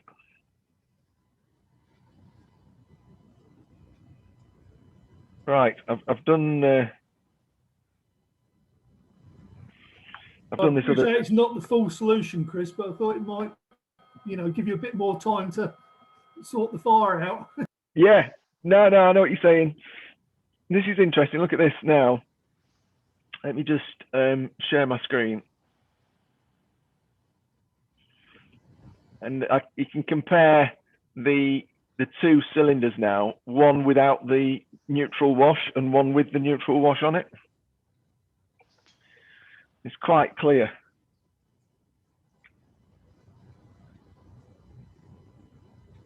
Yeah, can you see? It's definitely take the starkness out of the washed one. Yeah, and to be honest, you could probably take that back even further. There's probably still a little bit, when you compare the two like that, there's probably too much wash on there still. But it does show you how it takes, as you say, the starkness of the kind of, it kills the contrast, which is what you want to do. It's all right, doesn't it? It does, certainly does, yeah. And then that goes on there like that, I think. You haven't put the other railings on yet? No, I haven't. You're right, John. You are very observant. Right, I think that's it. There's something keeps that off the top of the tanks. Yeah, I think it might have some kind of mountings because there's a couple of on the bottom there's a couple of Bit places. Okay. yeah, so it's going to have some legs or something. Oh no, it's got. Yeah, you're right. It's got a set of legs. The legs Yeah, it keep has. pops up. Yeah, it's like that. Look. Yeah, yeah. And they actually go. They go down. Those legs go down in the middle, in between the tanks. They do. So yeah, so I'll stick a wash on that. I mean, I'm gonna be hanging around for a few more minutes. I think I'm pretty much done, but I'm just gonna hang around long enough to put another wash on this. So you're welcome to stay on. I can leave the Zoom open, answer any questions if anybody's got any. Watch out for the launch of the new card kits that will be coming. We will be launching the stock boxes. I don't know if anybody models on this in this group. Brian does. Yeah, we'll be launching those. I would think next week sometime, John. Yeah. So if there's much interest there, then tell you what I'm going to do as well. While I'm putting this wash on this cylinder, I'm going to try some of it on that little chimney pot thing that I showed everybody. Yeah. Which camera am I on? I'm going to put a wash on that, on the base of it, see what it looks like. Right. Chris, did you get my email the other week about the bits for the? I did. I did, and hang on, I've put the wrong wash on. Don't panic, Mr. Mannering. Sorry. Yes, I did, and I mentioned it when we last spoke, and you said don't, and I think, and then you said, oh, don't worry, because it's had to go on the back burner because of other priorities. Yeah, it's no great panic. And then I decided to get ill. Well, I'm sure you didn't decide to get ill. Damn inconsiderate. That was. Yeah. So but I got it. So I know there's a couple of bits you need, isn't there? Yeah. I'll try and see if I can get them cut this weekend while I'm cutting wood. Yeah, like I say, it's no great panic because I'm. Yeah. It's. But I have got it, Nigel. Yeah. I better get it got shuffled down the order by other stuff. Did it? Yeah. It happens, doesn't it? So that's what happens if you put dark wash on. No, right, okay. Yeah, dark wash is good for wagons and stuff like that, where you want it all you want to get it into all the little nooks and crannies and stuff like that. It could be quite good.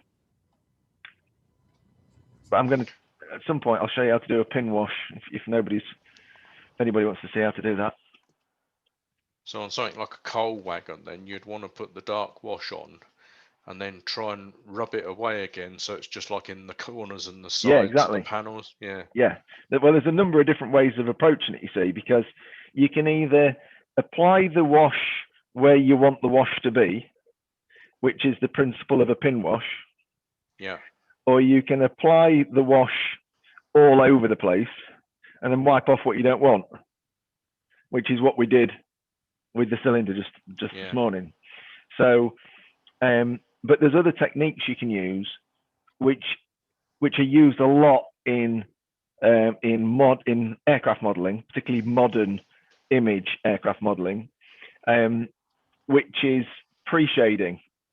The military boys do it as well. So what you're going to do, if you've got a grey aircraft and they've got all these panels, and then if you look at the real aircraft, they're always mucky in the panel, in the gap. So what you do is you spray the aircraft with a primer, and then you go round with an airbrush and you spray every panel line, and it looks like a mess. It has to be quite random. You follow the line, but it doesn't matter if you make a big splodge or something like that. You follow every single line, every nook, every cranny. And then what you do, when that's dry, you then come back with your top coat and you spray your top coat quite thin, and you keep building it up in layers until it's revealing enough of the pre-shading that's sitting underneath. So it looks like, right in the corner, it's probably a little bit dark, but it creeps out from the edge and you get a really nice kind of effect. That is it is quite good doing that, and you can see it as you're spraying it, as you see the effect coming together. It works really well. So, and that's something that I would do if one of my next projects is I want to do, I've got a couple of EWS 08s in that kind of red color. And they weather up really badly when you look at pictures of them, don't they? They go pink and all kinds of colors.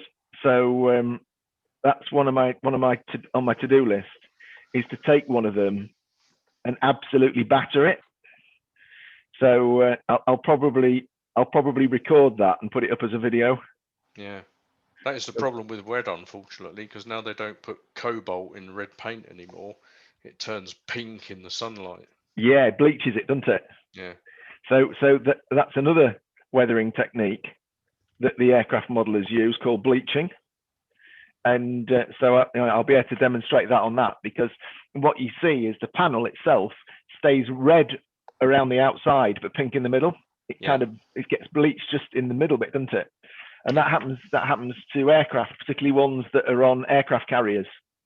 They get absolutely battered with salt and all kinds of stuff. So yeah, that'll be another. This is what I want to do, but I haven't got the paint. I haven't got the paint. It's on my to-do list. I was looking for somebody that did like super detailing kits, flush windows and brass grills and all that, but I haven't been able to find anybody yet. I think I might have found some windows, but trying to think what the company is that I've used in the past, but a lot of that stuff's gone away now because the modern image ready to run is so good. Yeah. That you don't tend to. There was a company that used to do a lot of those etches, brass etches. Yeah. Trying to think what they were called now.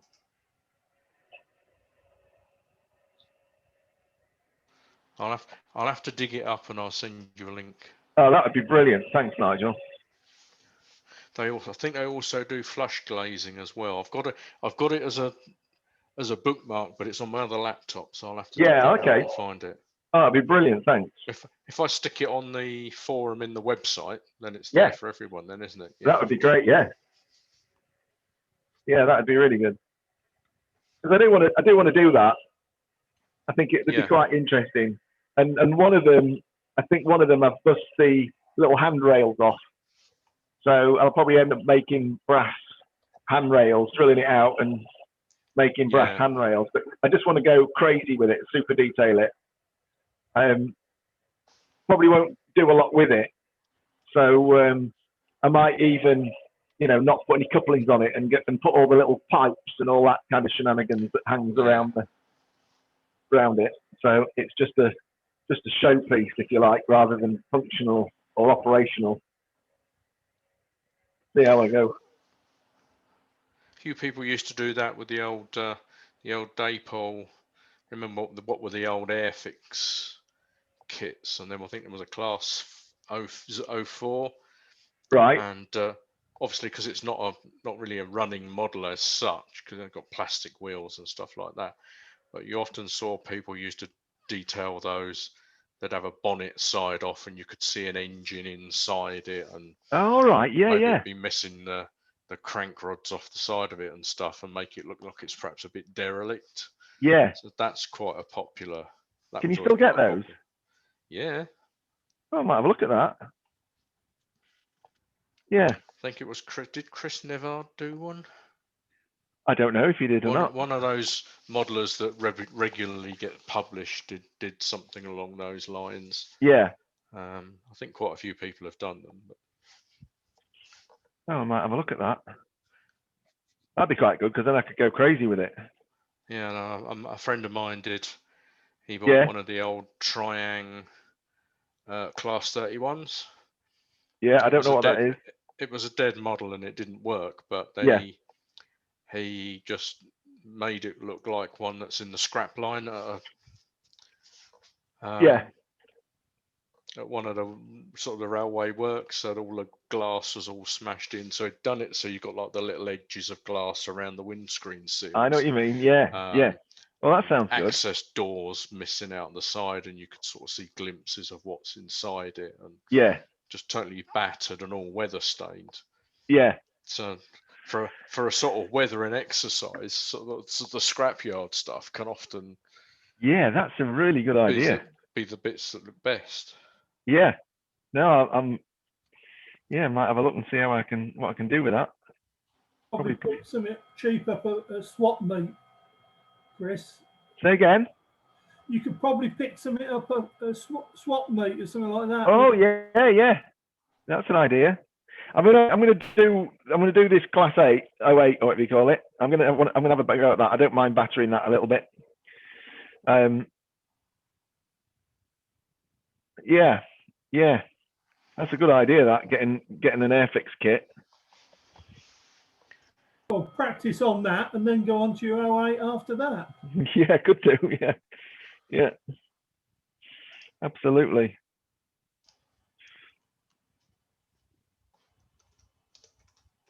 Which camera have I got on at the minute? Is my front-facing camera on? Is it? Yeah. Looking at your ugly mug. Oh, right, I'll get that switched off then.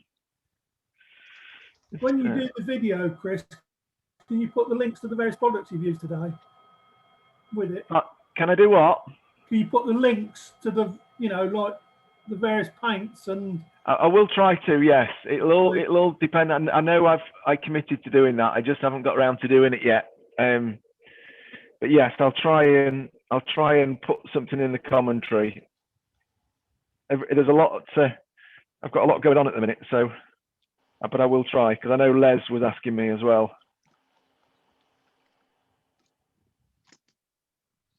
I'm going to disappear, Chris. Thank you very much.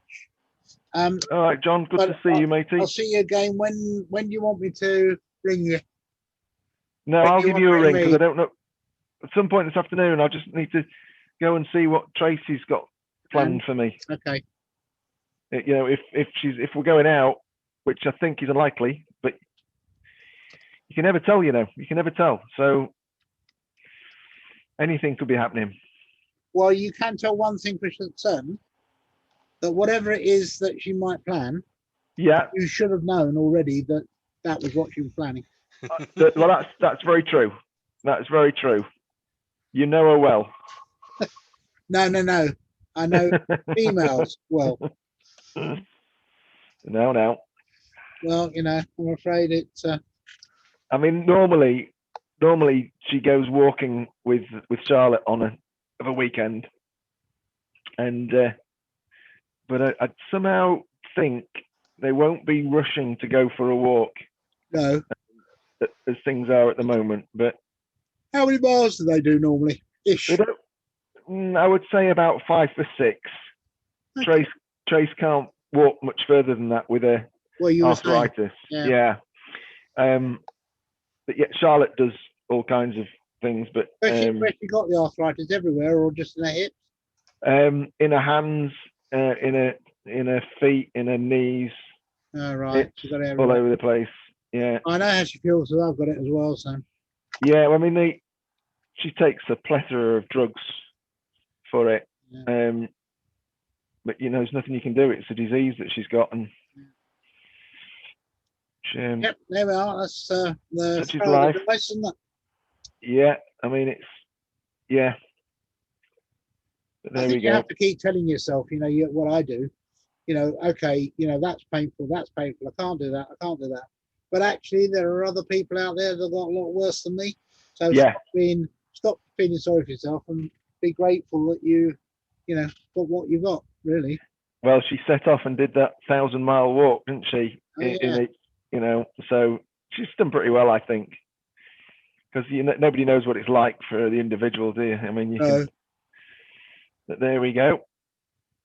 I find it difficult describing to somebody when somebody was asking me the other day, "Are you in pain?" Well, yes, but we need some language or words that describing levels of pain. Yeah. Do you know what I mean? I mean, I'm aware that my knees hurt, and if I do a lot of walking, my knees hurt a lot more. but what degree of pain it starts at? Yeah. They were saying to me recently, what level of pain are you in on a scale of 1 to 10? Well, my scale of 1 to 10 might be quite different to theirs. Well, exactly right. Yeah. You know. But anyway, it is what it is. It is what it is. Yeah. Rightio, I'll await your. Yeah, I'll speak to you later, John. We'll get this few alterations. Although, unfortunately, because you've been talking to me, I've had plenty of time to find a few more that we need to make. So. Well, I don't mind, but once I've cut 16, I won't be able to change them. You won't want to put the bits back on. No. You probably saw a bit off, but I won't be able to. I won't be able to. No, there is a couple that we need to make. I think I've just made an adjustment. Unfortunately, one bit of it will require a bit. It won't require any more drawing as such, but well, we need to draw that extra 8 mil. Yeah. Don't we? Yeah, indeed, absolutely. Anyway. All right, I'll see you in a bit, John. Yeah, speak to you in a bit.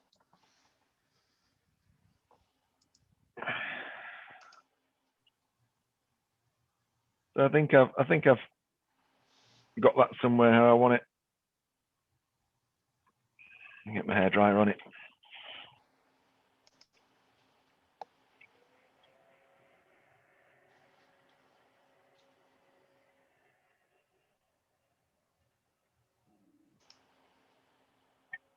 Bit there I don't like.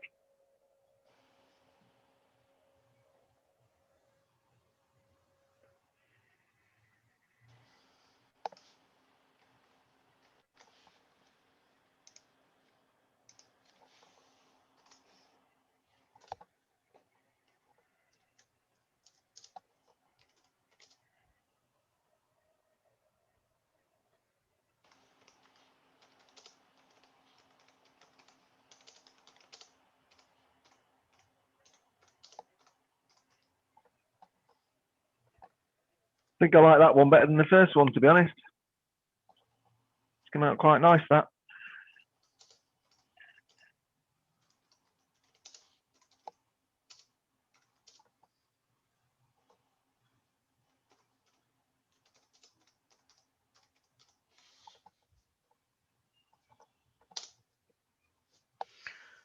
I've just put a thing up on the chat, Chris, for glazing and oh, brilliant! Thanks, Nigel. Some brass etchings. Yeah, brilliant. I haven't looked at the full range of what's there, but there's a fair bit. So great. Oh, I'll have a look. Thank you. Might need to do a piece on working with brass then. Oh, definitely, because yeah. I'm going to be doing a lot of that. Yeah, I've done quite a bit. Since I've got several locomotive kits sitting here waiting to be built. Oh, right. Okay. I've only ever done one brass locomotive kit, but that came out okay. Yeah, I need to get myself on the Missenden course to. Yes, I did one at Hobby Holidays with Phil there, and. Oh right, yeah. Yeah, I really enjoyed it because it was almost 1-to-1. Yeah. I'm just looking for some brass work that I've done. I know there's some kicking around somewhere. Let's have a look and see if I can find it.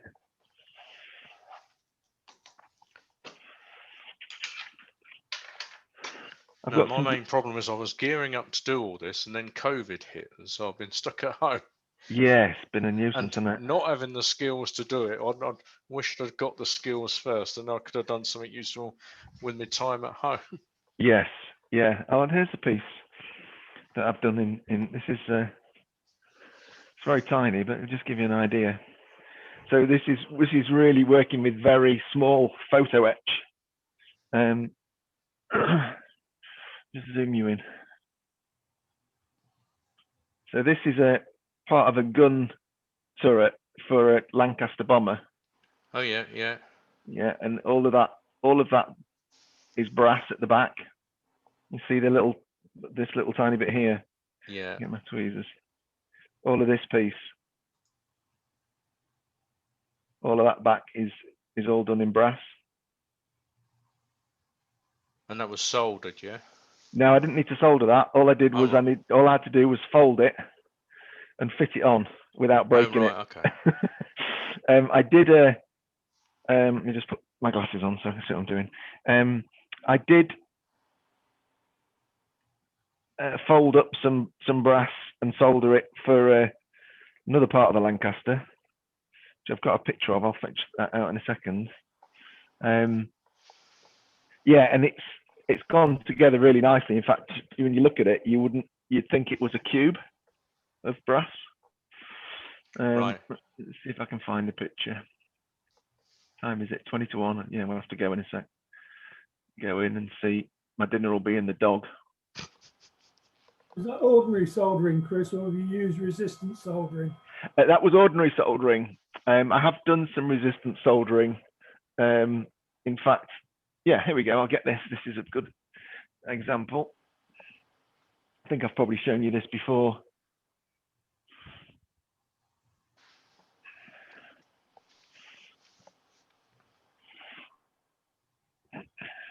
Is my share still on?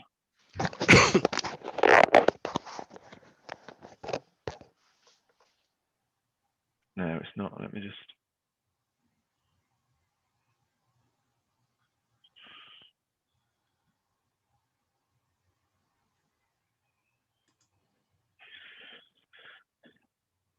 So this is a MSc, is it? Model Signal Engineering signal that I'm building for Trevor. Now this is an example where I've done on the ladder, because the ladder's individual rungs soldered into an etch that's got holes pre-cut all the way in it. Now I did that just using an ordinary soldering iron, and then the lattice work I've done with an RSU. So they work really well for. Clearly, I haven't cut the wires yet for the pivots, but the whole thing works okay. I've been experimenting with how to do the spectacle plates. So yeah, Always I'm a just tricky bit, that, isn't it? Yeah, but I think I found a way of doing it. All right. Because I've bought a book on modeling 4mm scale signals. You know, one of these books that was probably written in the 60s. But you know, I've probably talked about it before, where you know, if you want to create a window in a small hole, then you can just get a little bit of glue and glaze, drop it in the window, and kind of swizzle it around, and then pull it out again, and it leaves you with the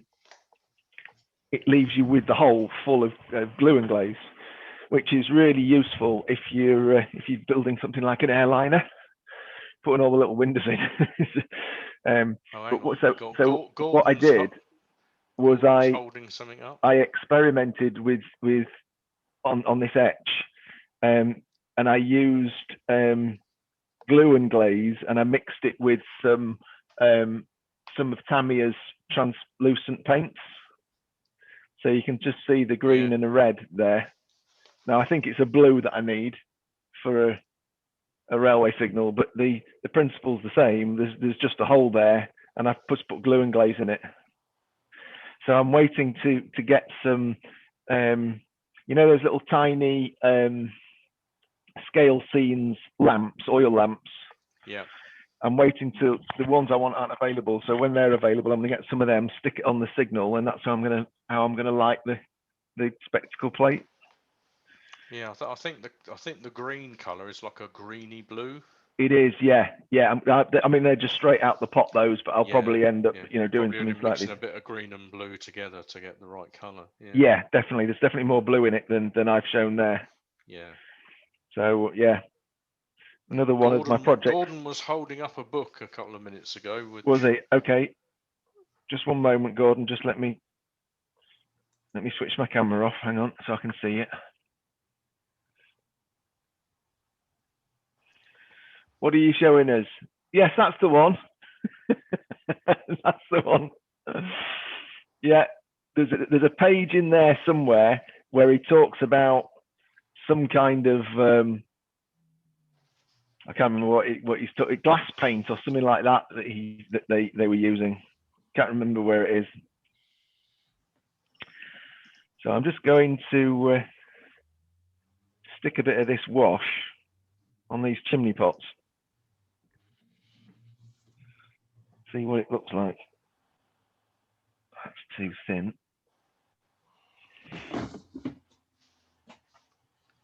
That's the dark wash. I'll put that away before I put any more of that on the wrong model.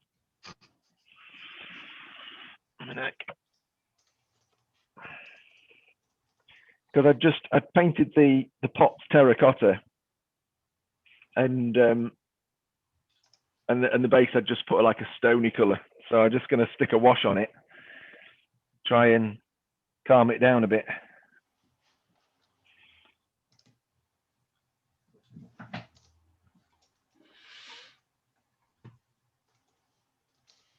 In fact, I'll show you this on the camera because this is where these washes work really well. And then I'm definitely going to go and get something to eat.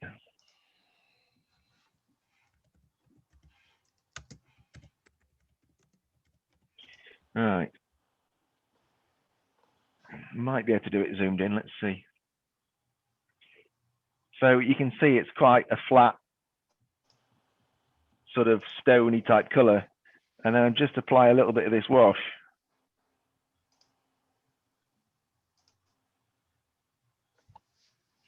And it just brings it to life, really.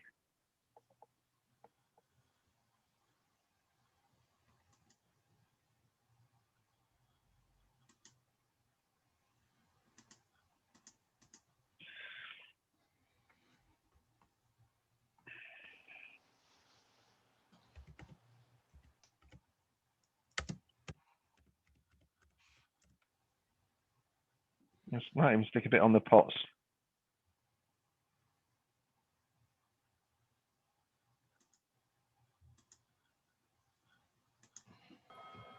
Are those pots something you 3D printed, Chris? Yeah. Quite pleased with them, right? To be honest. Before my 3D printer went wrong, I still haven't put the new printed circuit board in. Well, they resin. Yeah. Very good. Look all right, yeah, don't they? Quite pleased with them. So I'm going to do just stick.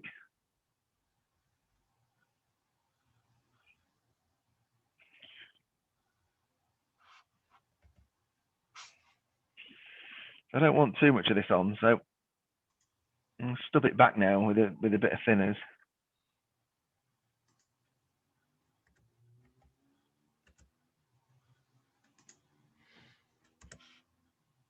You can see it's gathering around the base of the chimney pots. So I want to leave that in.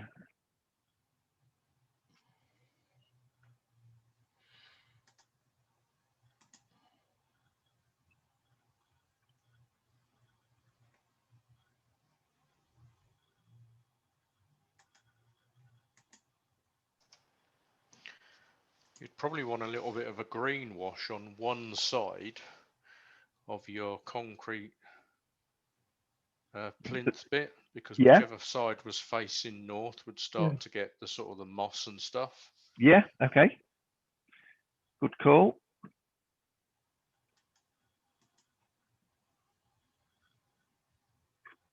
It would be a bit more mucky because of all the smoke and the soot coming out. Yeah, well, what I'm going to do is I'm going to dry brush the tops of the chimneys to give me some soot. But I just want to make this a look a bit more natural than it was. So if I pop that down like that, and then I'll go and get, it's a bit shiny, but I'll get another one, put next to it, and you'll see what I mean. Oh, this one's, I did some other ones. These have got Canon chimneys on this one.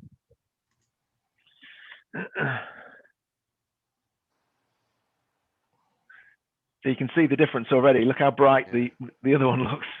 That's come out quite nice, actually, that. a green wash. I'm going to have to make one. Be quite a dark green as well, wouldn't it? Yeah, but I'm also getting some funny, almost yellowy looking stuff on some of my, on one side of my chimney stack. So I don't exactly know what that is. All right. It's an algae that grows on the moss. Yeah, I think you might be right. I'll have to get some pictures of it. Also, sometimes get some very subtle red as well. You got to be careful you don't overdo it, though, aren't you? I suppose. I mean, it's got to be subtle. Yeah, very much. I'll give the chimneys a bit of a. Oh, I'm not even got this on the camera, have I? Not that there's much to see, to be honest.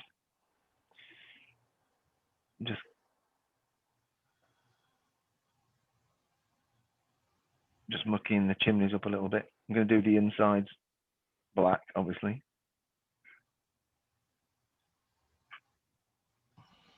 And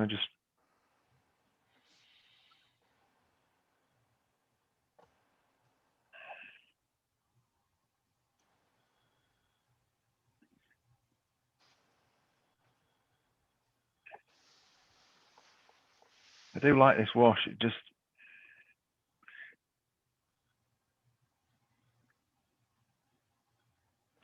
It's not, it doesn't go crazy. It just looks, I actually do cockpit interiors with this. So once you've built all your brass work and your pre-printed brass, if you're using pre-printed brass for your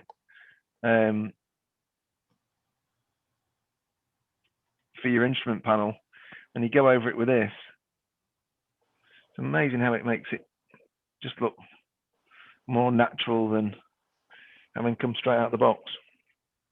Quite like that.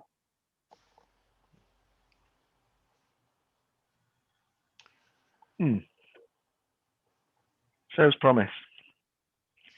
Right, if anybody got any other questions for me, I'm going to call it a day.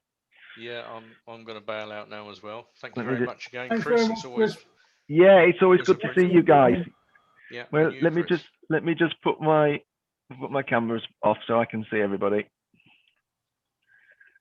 Appreciate you all joining. Thanks ever so much for your time this morning. And No, appreciate you putting this on for us. Yeah, it's all right, isn't it? We have a bit of a natter and we all share some ideas. I mean, that would have been a black walkway with shiny bits on it, Nigel, if we had that conversation.